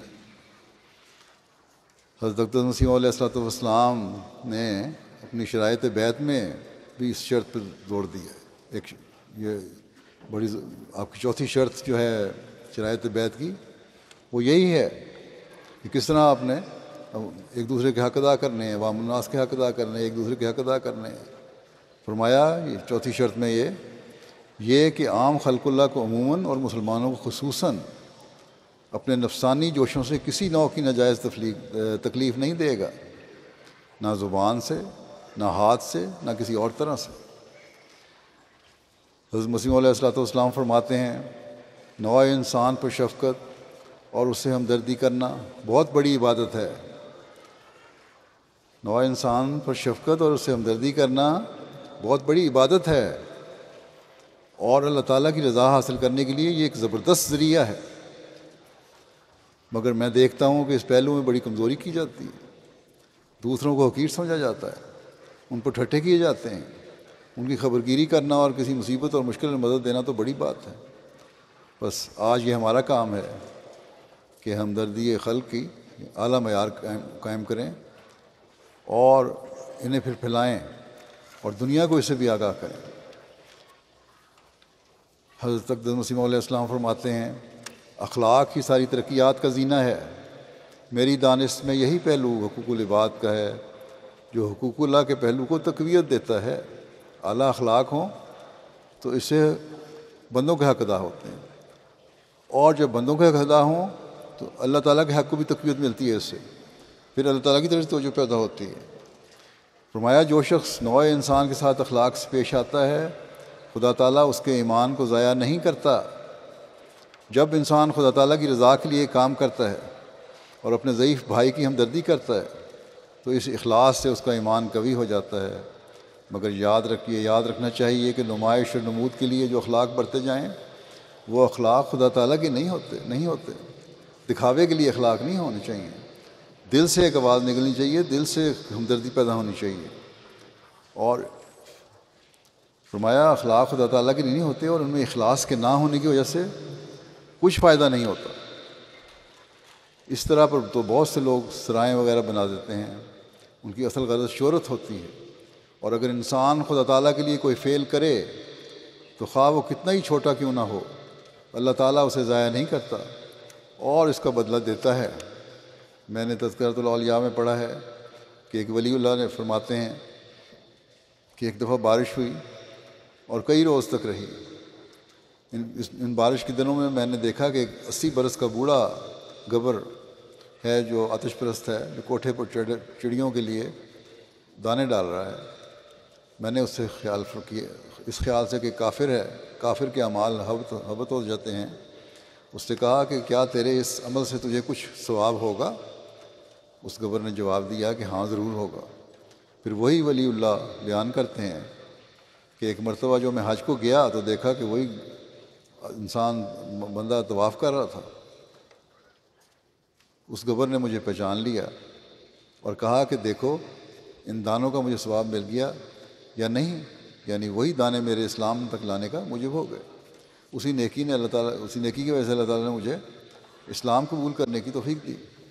حدیث میں بھی ذکر آیا ہے کہ ایک صحابی نے حضرت صلی اللہ علیہ وسلم سے پوچھا کہ ایام جاہلیت میں نے بہت خرچ کیا تھا، کیا اس کا ثواب بھی مجھے ہوگا؟ حضرت صلی اللہ علیہ وسلم نے اس کو جواب دیا کہ اسی صدقہ و خیرات کا ثمرہ تو ہے کہ تو مسلمان ہو گیا ہے۔ اس سے معلوم ہوتا ہے کہ خدا تعالیٰ کسی کے ادنا فعل اخلاص کو بھی ضائع نہیں کرتا، اور یہ بھی ثابت ہوتا ہے کہ مخلوق کی ہمدردی اور خبرگیری حقوق اللہ کی حفاظت کا باعث ہو جاتی ہے۔ بس مخلوق کی ہمدردی ایک ایسی شے ہے کہ اگر انسان اسے چھوڑ دے اور اسے دور ہوتا جاوے تو رفتہ رفتہ پھر وہ درندہ ہو جاتا ہے۔ انسان کی انسانیت کا یہی تقاضا ہے، اور وہ اسی وقت تک انسان ہے جب تک اپنے دوسرے بھائی کے ساتھ مروت، سلوک اور احسان سے کام لیتا ہے اور اس میں کسی قسم کی تفریق نہیں کرتا۔ حضرت مسیح موعود علیہ السلام فرماتے ہیں کہ من قتل نفس بغیر نفس و فساد فی الارض فکأنما قتل الناس جمیعا، یعنی جس شخص نے ایسے شخص کو قتل کیا کہ اس نے کوئی ناحق کا خون نہیں کیا تھا، یا کسی ایسے شخص کو قتل کیا جو نہ بغاوت کے طور پر امن عامہ میں خلل ڈالتا تھا اور نہ زمین میں فساد پھیلاتا تھا، تو اس نے تمام انسانوں کو قتل کر دیا۔ یعنی بے وجہ ایک انسان کو قتل کرنا خدا کے نزدیک ایسا ہے کہ گویا تمام بنی آدم کو ہلاک کر دیا۔ ان آیات سے ظاہر ہے کہ بے وجہ کسی انسان کا خون کرنا کس قدر اسلام میں جرم کبیر ہے۔ آج کل جو شدت پسند ملا بلا وجہ قتل غارت گری کا میدان گرم کیے ہوئے ہیں، یا ایک طالبان ہیں یا دوسرے ہیں، کیا یہ اسلام کی خدمت کر رہے ہیں؟ یہ لوگ تو اسلام کو بدنام کر رہے ہیں، فساد پھیلا کر لوگوں کے حقوق غصب کر رہے ہیں، اور اسی وجہ سے اللہ تعالیٰ کی پکڑ کے نیچے بھی ہیں، چاہے ان کو عقل آئے یا نہ آئے، یا سمجھیں یا نہ سمجھیں، لیکن ہے اللہ تعالیٰ کی پکڑ کے نیچے آ چکے ہیں یہ لوگ۔ حضرت مسیح علیہ السلام فرماتے ہیں درجہ کمال کے دو ہی حصے ہیں، ایک تعظیم لامر اللہ، دوسرے شفقت لا خلق اللہ۔ امر اول کا تعلق تو دل سے ہے اور خدا تعالیٰ سے ہوتا ہے۔ اللہ تعالیٰ کے حکموں پہ کی عظمت کو خیال رکھنا، جاننا، پہچاننا، عمل کرنا، یہ تو دل اور خدا کا معاملہ ہے جس کو یکایک ہر کوئی نہیں جان سکتا۔ دوسرا پہلو چونکہ خلقت سے تعلق رکھتا ہے اور اول انسان کی نظر انسانی اخلاق پر پڑتی ہے، اس واسطے اس خلق کا کمال ایک بڑا بھاری اور شاندار معجزہ ہے۔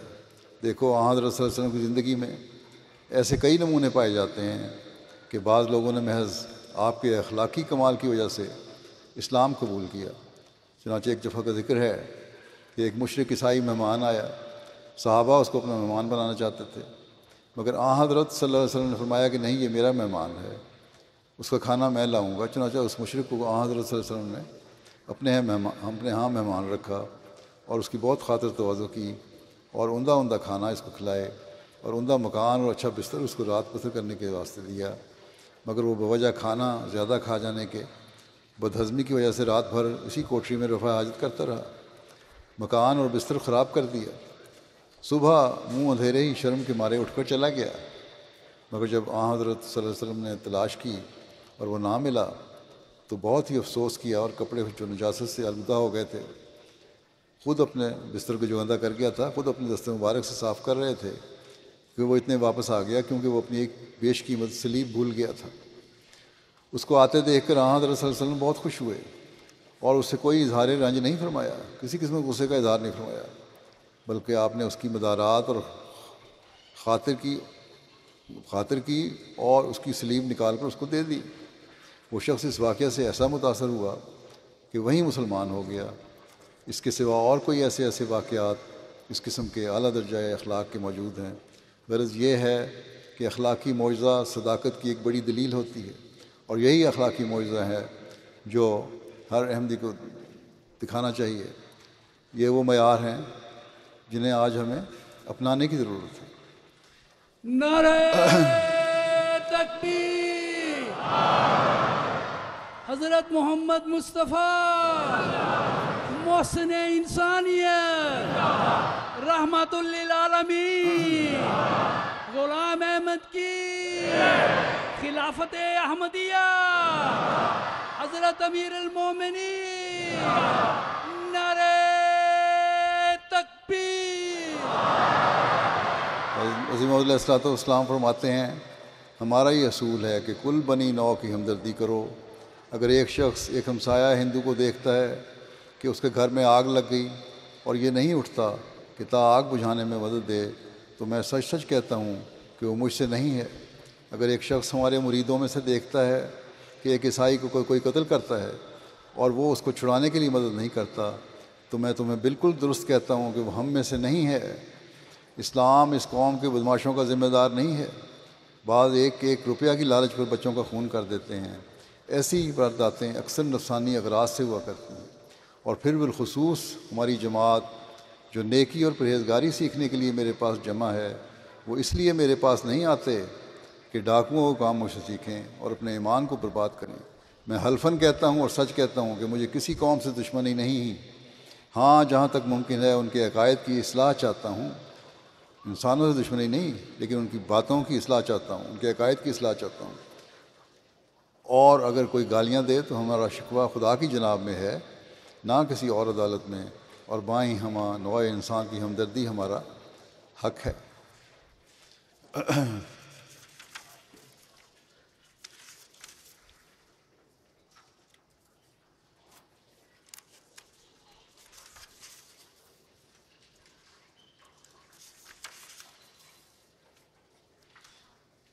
اسلام کی تاریخ میں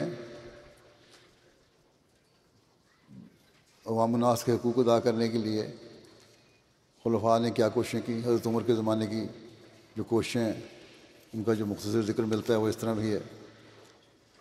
حضرت عمر نے عوام الناس کی بھلائی اور بہتری کے لیے بہت سے کام سر انجام فرمائے۔ زراعت میں بہتری اور عوام کے لیے پانی کی فراہمی کے لیے نہریں کھدوائیں۔ نہر ابو موسیٰ دریائے دجلہ سے 9 میل لمبی نہر بنا کر بصرہ تک لائی گئی۔ نہر معقل، یہ نہر بھی دریائے دجلہ سے نکالی گئی۔ نہر امیر المومنین، حضرت عمر کے حکم سے دریائے نیل کو بحیرہ کلزم سے ملایا گیا۔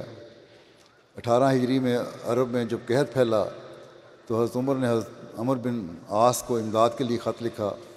فاصلہ چونکہ زیادہ تھا اس لیے امداد میں تاخیر ہو گئی۔ حضرت عمر نے عمر کو بلا کر کہا کہ دریائے نیل کو سمندر سے ملا دیا جائے تو عرب میں کبھی قحط نہ ہو۔ عمر نے واپس جا کر فسطاط سے بحیرہ کلزم تک نہر تیار کروائی، جس کے ذریعے بحری جہاز مدینہ کی بندرگاہ جدہ تک پہنچ جاتے۔ یہ نہر 29 میل لمبی تھی اور 6 ماہ کے عرصے میں تیار کر لی گئی۔ حضرت عمر بن عاص نے بحیرہ روم اور بحیرہ کلزم کو آپس میں ملانے کا ارادہ کیا اور چاہا کہ فرما کے پاس سے جہاں بحر کلزم اور بحر روم میں 70 میل کا فاصلہ تھا نہر نکال کر ان کو ملا دیا جائے، لیکن حضرت عمر یونانیوں کے ہاتھوں حاجیوں کے لوٹے جانے کے ڈر سے اس پر رضامند نہ ہوئے۔ اگر عمر بن عاص کو اجازت مل جاتی تو نہر سوئز کی ایجاد عربوں کے حصے میں آتی۔ حضرت عمر نے عوام الناس کی سہولت کے لیے مختلف عمارتیں تعمیر کروائیں۔ آج یورپ کو کہا جاتا ہے کہ یہ سہولتیں دیتے ہیں عوام الناس کو، یہ اسلام میں سب سے پہلے یہ سہولتیں دی گئیں، ان کے حق قائم کیے گئے۔ آج مسلمان حکومتیں اگر اس بات کو دیکھ لیں، اس بات پر عمل کرنا شروع کر دیں تو ان کے اندر کے فساد ختم ہو جائیں۔ ان میں مساجد بھی تھیں جو حضرت عمر نے تعمیر کرائیں، عدالتیں، فوجی چھاونیاں، بیرکس، ملکی تعمیراتی کاموں کے لیے مختلف دفاتر، سڑکیں، پل، مہمان خانے، چوکیاں، سرائے وغیرہ۔ مدینہ سے مکہ تک ہر منزل پر چشمے اور سرائیں بنوائیں، چوکیاں بھی تعمیر کروائیں۔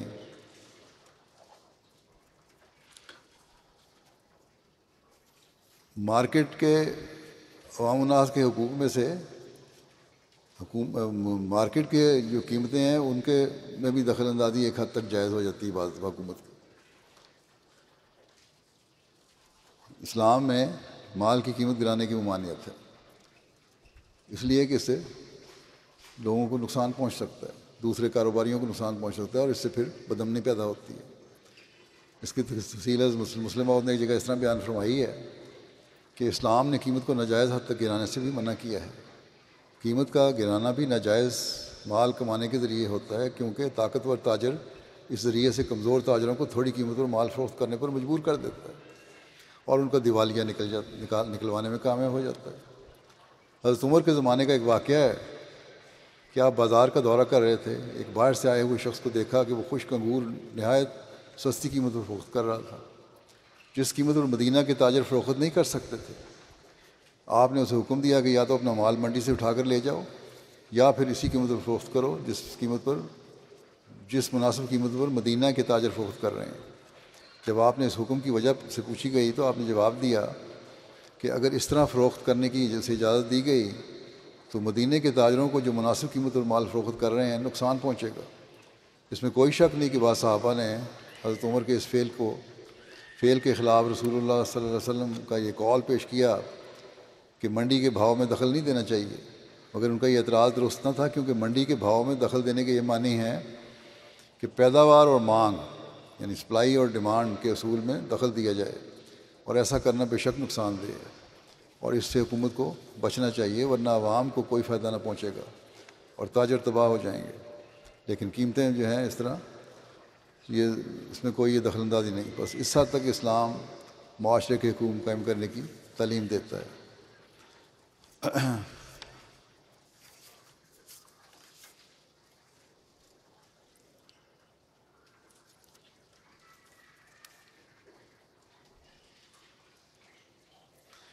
پھر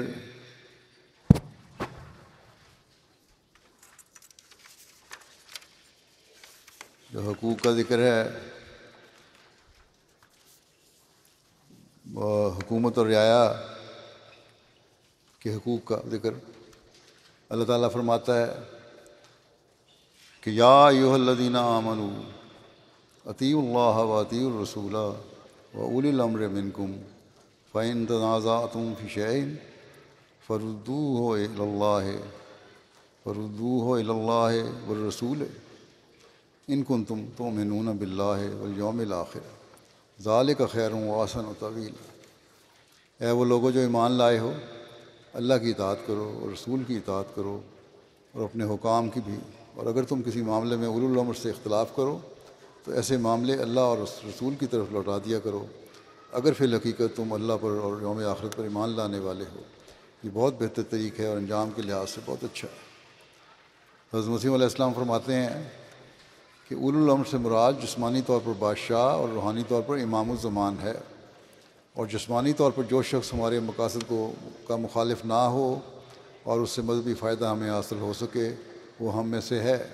یعنی آج کل کی حکومتیں، مغربی حکومتیں بھی اگر ہمیں یہاں اکاموڈیٹ کرتی ہیں، اپنے اندر جذب کرتی ہیں، ہمیں حقوق ادا کرتی ہیں، ہمیں تبلیغ کی اجازت دیتی ہیں، تو یہاں کے ملکی قانون جو ہیں حکومت کی طرف سے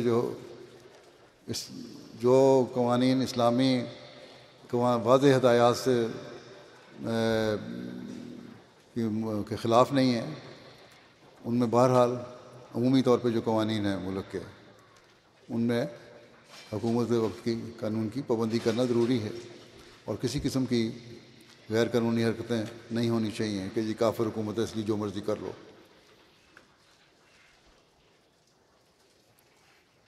امیر کی اطاعت کا اسلام نے حکم دیا ہے، لیکن اس بات کو یقینی بنایا ہے کہ اسلام کی بنیادی تعلیم سے روگردانی نہ ہو۔ حضرت علی سے روایت ہے کہ رسول اللہ صلی اللہ علیہ وسلم نے ایک لشکر روانہ فرمایا، اس پر ایک شخص کو امیر بنایا، اس نے آگ جلائی اور کہا اس میں داخل ہو جاؤ۔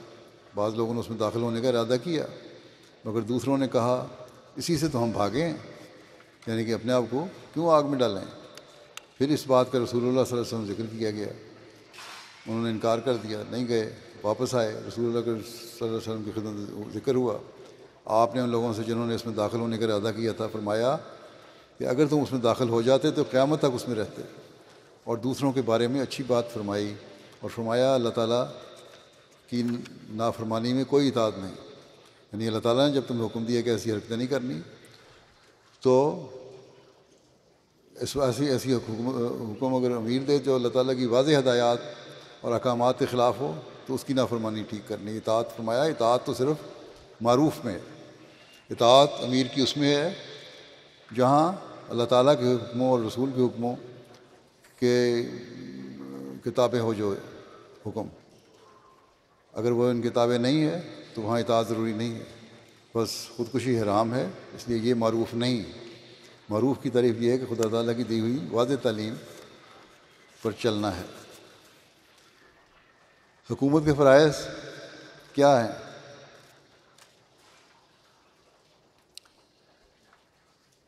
اس خلیفہ مسیح ثانی نے اس پہ تفصیلی نوٹ لکھا ہے، خطاب فرمایا تھا، بلکہ فرمایا کہ سب سے پہلا فرض جو اسلام حکومت پر مقرر کرتا ہے یہ ہے کہ حکومت رعایا کے فوائد اور منافع اور ضروریات اور اتفاق اور اخلاق اور حفاظت اور معیشت اور مسکن کی ذمہ دار ہے. یہ ساری باتیں حکومت کی ذمہ داری ہے. چنانچہ رسول کریم صلی اللہ علیہ وسلم فرماتے ہیں کہ تم میں سے ہر ایک شخص مثل گڈریے کے ہے، اس چروائے کے ہے جو اپنی بکریوں اور جانوروں کو چراتا ہے، اور ان لوگوں یا چیزوں کے متعلق پورا ذمہ دار ہے جو اس کے سپرد کیے گئے ہیں. بادشاہ کے سپرد ایک جماعت کی گئی ہے اور وہ ان کا ہر طرح ذمہ دار اور جواب دہ ہے، اور ہر مرد کے سپرد ایک خاندان ہے اور وہ اس خاندان کا ذمہ دار ہے. اب اپنا گھر جو ہے اس کا ذمہ دار مرد ہے، بیوی اور بچوں کا ذمہ دار مرد ہے. اس لیے یہ کہنا کہ عورتیں کام کریں یا عورتوں کا مردوں کی بات نہ ماننا، جائز باتیں بھی نہ ماننا، یہ بھی غلط ہے. اگر مرد اپنے نمونے دکھائیں تو گھروں میں امن اور سکون قائم رہے گا. فرمایا کہ اور وہ اس خاندان کا ذمہ دار ہے اور جواب دہ ہے، اور نوکر کے سپرد اس کے آقا کی جائیداد اور مال ہے. اسی طرح جو ملازم پیشہ ہیں ان کا کام ہے اپنے مالک کی جہاں تک نوکری کر رہے ہیں ایمانداری سے نوکری کریں، اور وہ اس کا ذمہ دار اور جواب دہ ہے. اس حکم سے ظاہر ہے ہر ایک اپنے اپنے حلقے میں گڈریے کی طرح ہے، رکھوالے کی طرح ہے، نگران کی طرح ہے. یہ نہیں ہے کہ کوئی آزاد ہو جاتا ہے اس سے. نوکر سے لے کے بادشاہ تک سب اپنے اپنے کام کے ذمہ دار ہیں اور پوچھے جائیں گے اس بارے میں. اس حکم سے ظاہر ہے کہ اسلام نے بادشاہ کو مثل گڈریے کی قرار دیا ہے جس کے سپرد مالک ایک ریوڑ کرتا ہے. بس جس طرح اس کا فرض ہوتا ہے کہ وہ اسے بکھرنے اور پراگندہ نہ ہونے دے، بھیڑیے کے حملے سے بچائے، اس کی صحت کا خیال رکھے، خوراک کا خیال رکھے، مکان کا خیال رکھے، غرض ہر قسم کی ضرورتوں کا خیال رکھے، اسی طرح حکومت اسلامیہ کا فرض ہے کہ وہ اپنے علاقے کے لوگوں کو تفرقہ اور فساد اور ایک دوسرے کے خلاف ظلم اور بیرونی حملوں سے بچائے اور ان کی تمام ضروریات کی فکر رکھے، خواہ وہ علوم کے متعلق ہوں، خواہ تربیت کے، خواہ خوراک کے، خواہ رہائش کے، خواہ صحت کے، خواہ اور کسی قسم کے ہوں.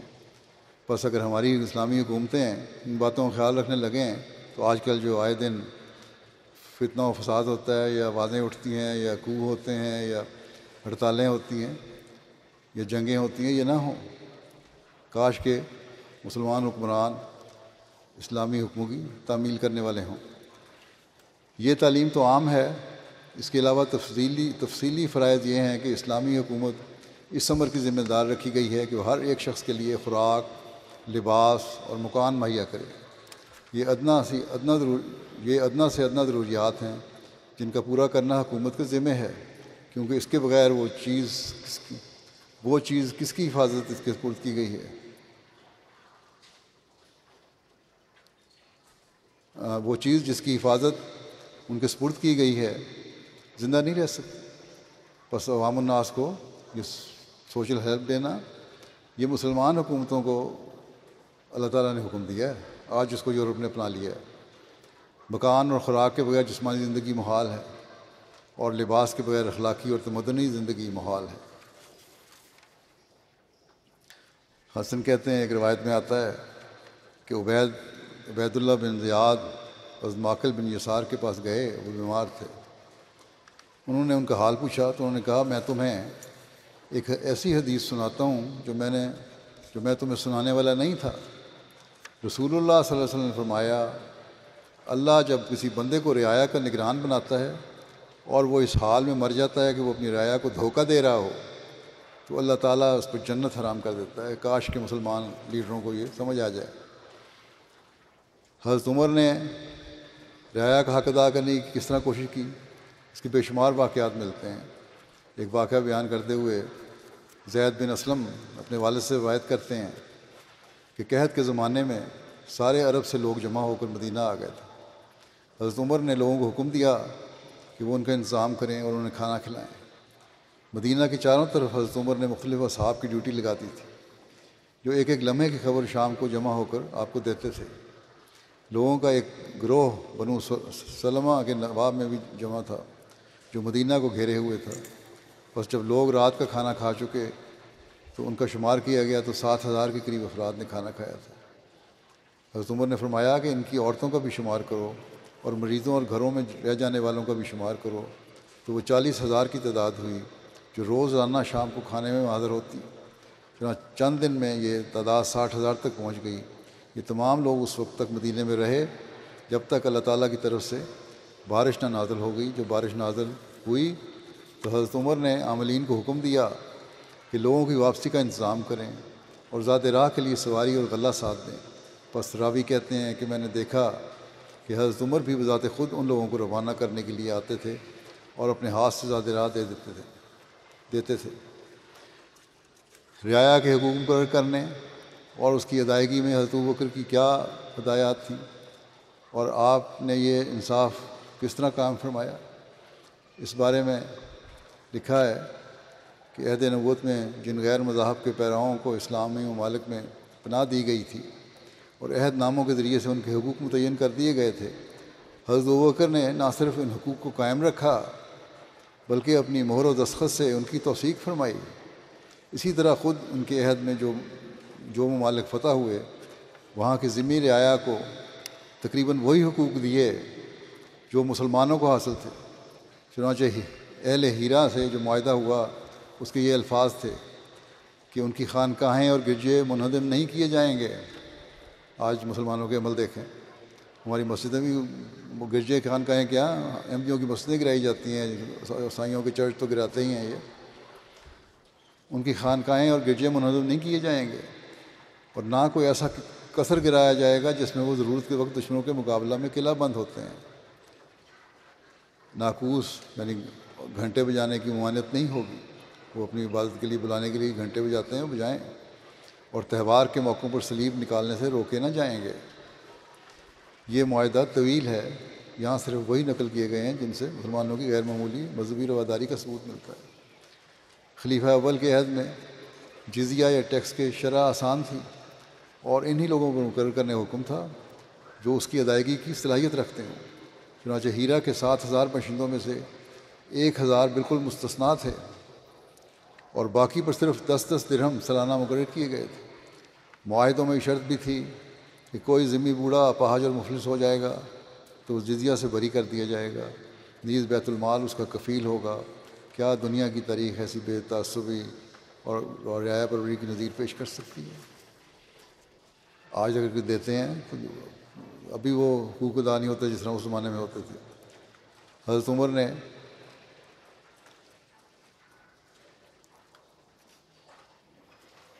امیر اور رعایا کے فرائض کو ایک جگہ اس طرح بیان فرمایا ہے۔ حضرت سلمہ بن شہاب عبدی کہتے ہیں حضرت عمر بن خطاب نے فرمایا، اے رعایا، ہمارے تم پر کچھ حقوق ہیں، ہماری غیر موجودگی میں بھی تم ہمارے ساتھ خیر خواہی کا معاملہ کرو، یہ ہمارا حق ہے۔ حکومت کا حق ہے کہ رعایا حکومت کی خیر خواہی کا معاملہ کرے اور خیر کے کاموں میں ہماری مدد کرو، اور اللہ کے نزدیک امام کی بردباری اور نرمی زیادہ پسندیدہ اور فائدے کے لحاظ سے زیادہ عام ہے، اور امام کی جہالت اور سختی اللہ کو زیادہ ناپسندیدہ ہے۔ اور امام یا امیر کا کام یہ ہے اس کی بردباری اور نرمی ہو اور سختی نہ ہو، کیونکہ وہ جہالت ہے۔ بس جہاں لوگوں کو قانون کے دائرے میں رہنے کی نصیحت فرمائی، وہاں امراء کو بھی ان کے حق ادا کرنے کی تلقین فرمائی۔ اسلامی حکومت میں کس طرح حق کا خیال رکھا جاتا تھا؟ ابو قبیل سے روایت ہے کہ حضرت امیر معاویہ نے رعایا کی خبرگیری کے لیے ایک شخص جس کا نام ابو الجیش تھا مقرر کیا ہوا تھا. بس وہ ہر روز مجالس کا دورہ کرتا اور پوچھتا کہ کیا کسی کا بچہ پیدا ہوا ہے یا کسی کے ہاں کوئی مہمان آیا ہے. بس جب وہ خبر لے آتا تو وہ اس خبر کو رجسٹر پر نوٹ کر لیتا تاکہ اس کے رزق کا انتظام کیا جا سکے. کاش کہ آج کل کے مسلمان اس حقیقت کو سمجھیں اور یہ حق قائم کریں تو امن قائم ہو، بجائے ایک دوسرے کی گردنیں کاٹنے کے. اپنے قول و فعل سے اسلام کی خوبصورت تعلیم یہ لوگ دکھانے والے ہوں، لیکن ان کو عقل نہیں آ سکتی جب تک یہ زمانے کے امام کو ماننے والے نہیں بنیں گے. اللہ تعالیٰ ان کو اس کی عقل بھی عطا کرے. خدا تعالیٰ ہمیں اسلام کی تعلیم کے مطابق ان حقوق کو سمجھنے اور اپنے ذمہ جو ہمارے یہ حقوق ہیں ان کی ادائیگی کرنے کی توفیق عطا فرمائے. مختلف وقتوں میں جیسا کہ میں نے بتایا تھا حقوق میں کی تفصیل بتا رہا ہوں. اسلام نے جس تفصیل سے حقوق بیان کیے ہیں اور ہر طبقے کے حقوق بیان کیے ہیں، اب تک مختلف سالوں میں 25 کے قریب یہ حقوق بیان کر چکا ہوں. یہ حقوق کی ادائیگی ہی وہ بنیادی اصول ہے جو ہر پرامن معاشرے اور دنیا کے امن کی ضمانت ہے. اور اسلام ہی وہ دین ہے جس نے اس باریکی سے ان حقوق کی ادائیگی کے بارے میں ہمیں توجہ دلائی ہے. بس ہر احمدی کو جہاں اپنے اندر پاک تبدیلی پیدا کرتے ہوئے حقوق کی ادائیگی کی طرف توجہ دینی چاہیے، وہاں اس تعلیم کو دنیا میں پھیلانے کی بھی ضرورت ہے. دنیا کو اسلام کی خوبیوں سے آگاہ کرنے کی ضرورت ہے. مسلمانوں کو بھی اس خوبصورت تعلیم کو سمجھانے کی ضرورت ہے اور غیر مسلموں کو بھی اس سے آگاہ کرنے کی ضرورت ہے. بس اس ذمہ داری کو ہم میں سے ہر ایک کو سمجھنا بھی چاہیے اور اس کو ادا کرنے کی کوشش بھی کرنی چاہیے. اللہ تعالیٰ ہمیں اس کی توفیق دے. اب ہم دعا کریں گے. اللہ تعالیٰ سب شاملین جلسہ کو خیریت سے اپنے گھروں میں لے کر جائے. جو کہ جنہوں نے یہاں سیکھا، سنا، سمجھا، اس کو اپنی زندگیوں کا حصہ بنانے کی توفیق عطا فرمائے. دوسرے یہ بھی بتاؤں کہ اب تو یہ حکومت کی طرف سے یہی اعلان ہے کہ کووڈ کی بیماری یہاں جرمنی میں سے ختم ہو گئی ہے، لیکن ان دنوں میں بھی بعض لوگوں کی باتیں پتہ لگا مجھے کہ ان کو کووڈ کی بیماری ہوئی ہے. اس لیے عمومی طور پر ہر ایک کو احتیاط کرتے رہنا چاہیے. اور ہومیوپیتھک دوائیاں اگر منع نہیں ہیں حکومت کی طرف سے، اول تو نہیں منع، اپنے طور پہ ہر ایک اپنی ذمہ داری سے لے سکتا ہے، ان کو کھانا چاہیے. اللہ تعالیٰ سب کو اس سے محفوظ رکھے اور سب کو اللہ تعالیٰ اپنے حفظ و امان میں رکھے اور خیریت سے اپنے گھروں کو جائیں. دعا کر لیں.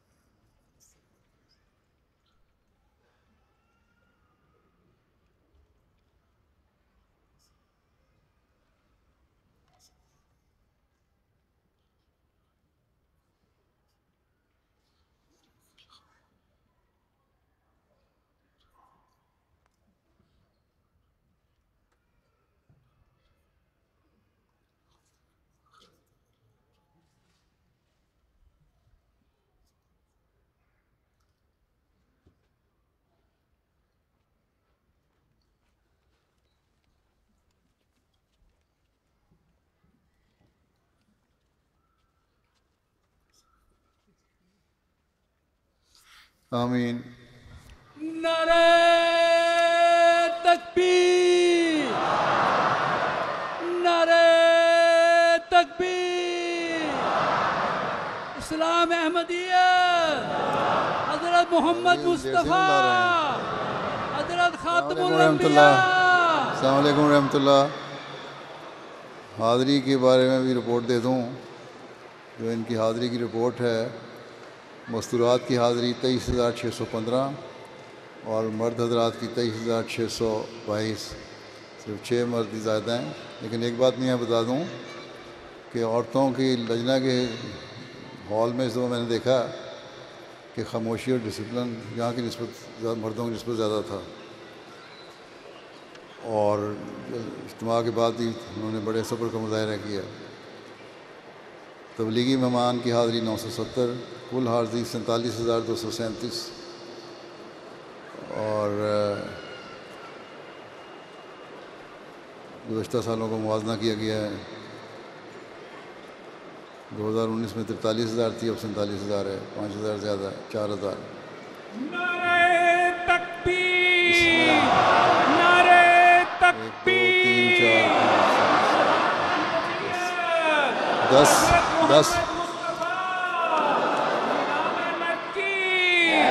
خلافت احمدیہ، حضرت امیر المومنین حضرت خلیفۃ المسیح الخامس، جلسہ سالانہ جرمنی. نعرہ تکبیر. کرو جلدی کرو. اللہم صلی محمد وعلی آل محمد وبارک وسلم. آمین. السلام علیکم حضور، سلام علیکم حضور، حضور امامنا. لا الہ الا اللہ محمد رسول اللہ. ọ̀hìn bí ẹ̀rọ ẹ̀dùn ọ̀fọ́tà sí ẹ̀sùn náà yíṣọ́ ònyàmẹ́kùá ọkùnṣe nínú à wọ́yẹ ní súnmọ́ àfọ́. La ilaha illallah Muhammadu Rasulullah. Masa to fona make alati an Muhammad mala jandumati. La ilaha illallah Muhammadu Rasulullah. Kosabaka afoluwa, kosabaka afoluwa, Muhammadu lojishara, Muhammadu lojulullah. La ilaha illallah, la ilaha illallah, la ilaha illallah, Muhammadur Rasulullah. حمدو ثنا اسی کو جو ذات جاویدانی، ہم سر نہیں ہے اس کا کوئی نہ کوئی ثانی. حمدو ثنا اسی کو، باقی وہی ہمیشہ، غیر اس کے سب ہے فانی. سے دل لگانا جھوٹی ہے سب کہانی. تجھے ہم دوستنا زیبا ہے پیارے، کہ تو نے کام سب میرے سنوارے، کہ تو نے کام سب میرے سنوارے. تیرے احسان میرے سر پر ہے بھارے، چمکتے ہیں وہ سب جیسے ستارے. دین کی نصرت کے لیے ایک آسماں پر شور ہے، اب گیا وقت خزاں، آئے ہیں پھل لانے کے دن. جو دور تھا خزاں کا وہ بدلا بہار سے، چلنے لگی نسیم عنایات یار سے. चलने लगी नसीम इनायात यार से, इनायात यार से।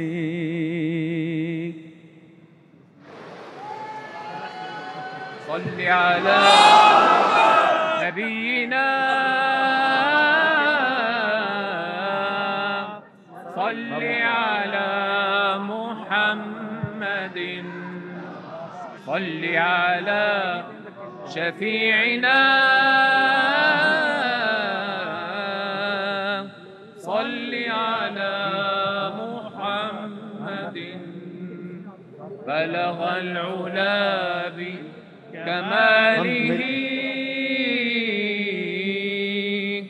كشف الدجى بجماله بلغ العلا بكماله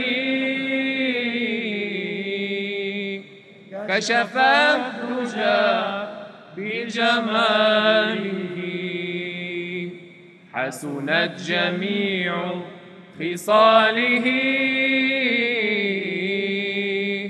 صلوا عليه وآله صلوا عليه وآله صلوا عليه وآله قال الحق الهادي النور إني معك يا مسرور قال الحق الهادي النور إني معك يا مسرور قال الحق الهادي النور إني معك يا مسرور قال الحق الهادي النور إني معك يا مسرور قال الحق الهادي النور إني معك يا مسرور إني معك يا مسرور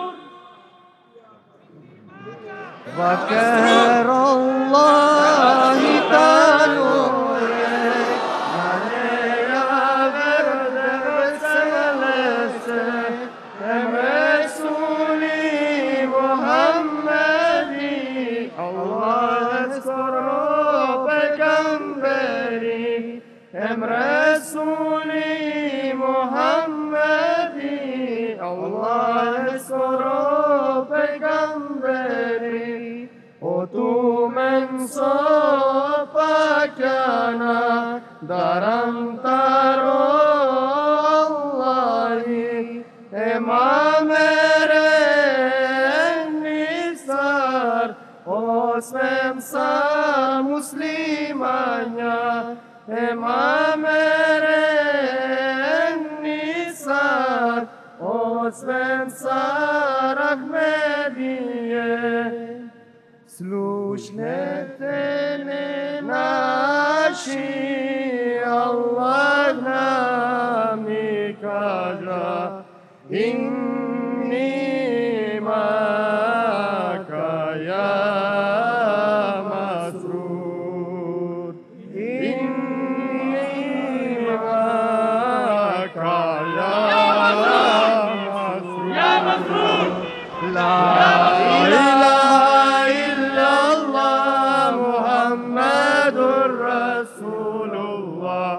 إني معك يا مسرور إني معك يا مسرور إني معك يا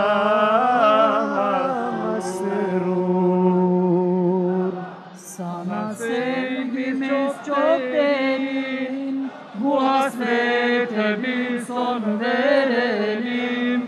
Ruhum gölgemde büyüyor, ya masrur ya masrur. Divaneyim senin yolunda, ya huzur ya huzur. İnni maka ya masrur, إني معك يا مسرور Özlemim seni haykırıyor, içimi bir hüzün kaplıyor. Çiçekler seninle açılıyor, hepsi seni bekliyor. İnni maka ya masrur, inni maka ya masrur, inni maka ya masrur, inni maka ya masrur. Sana sevgimiz çok derin, bu hasrete bir son verelim. Ruhum gölgende büyüyor, ya masrur, ya masrur. Divaneyim senin yolunda, ya huzur, ya huzur. İnni maka ya masrur, inni maka ya masrur. Özlemim seni haykırıyor, içimi bir hüzün kaplıyor. Çiçekler sevginle açılıyor, hepsi seni bekliyor. İnni maka ya masrur, inni maka ya masrur, inni maka ya masrur, inni maka ya masrur. Zittifan der Jamal, Zittifan der Jamal, Zittifan der Jamal, Zittifan der Jamal, Zittifan der Jamal. Wie sie weht über die Saat, Mond und Sonne sind ein Licht, aus dem Minarett es spricht. Ist der Himmel auch verhangen, niemals sollten wir so bangen, dass Allah nicht strahlen schickt, dass Allah nicht strahlen schickt, dass Allah nicht strahlen schickt, von denen das Herz beglückt. Zeichen für den Sieg Islams, Zeichen für den Ilham. Allah spricht zu wem er will, Allah spricht zu wem er will, Allah spricht zu wem er will, bis die letzten Feinde still. Seht die Fahne der Jamaat, wie sie weht über die Saat. Mond und Sonne sind ein Licht, aus dem Minarett es spricht. Seht die Fahne der Jamaat, wie sie weht über die Saat. Mond und Sonne sind ein Licht, aus dem Minarett es spricht. जो हमारा था वो अब दिलबर, जो हमारा था वो अब दिलबर का सारा हो गया, जो हमारा था वो अब दिलबर का सारा हो गया। आज हम दिलबर के और दिलबर हमारा हो गया, जो हमारा था वो अब दिलबर का सारा हो गया। आज हम दिलबर के और दिलबर हमारा हो गया। शुक्र लिल्लाह मिल गया हमको वो लाले बेबदल। क्या हुआ अगर कौम का दिल संग खारा हो गया, जो हमारा था वो अब दिलबर का सारा हो गया। आज हम दिलबर के और दिलबर हमारा हो गया।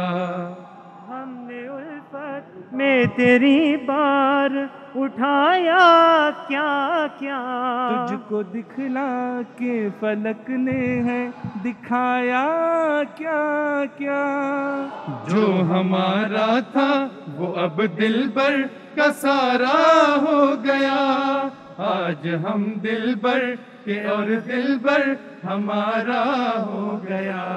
چلو دنیا کی خاطر کام کو آسان کرتے ہیں، وفا اگر جرم ہے تو جرم کا اعلان کرتے ہیں، اطاعت مانگتے ہیں۔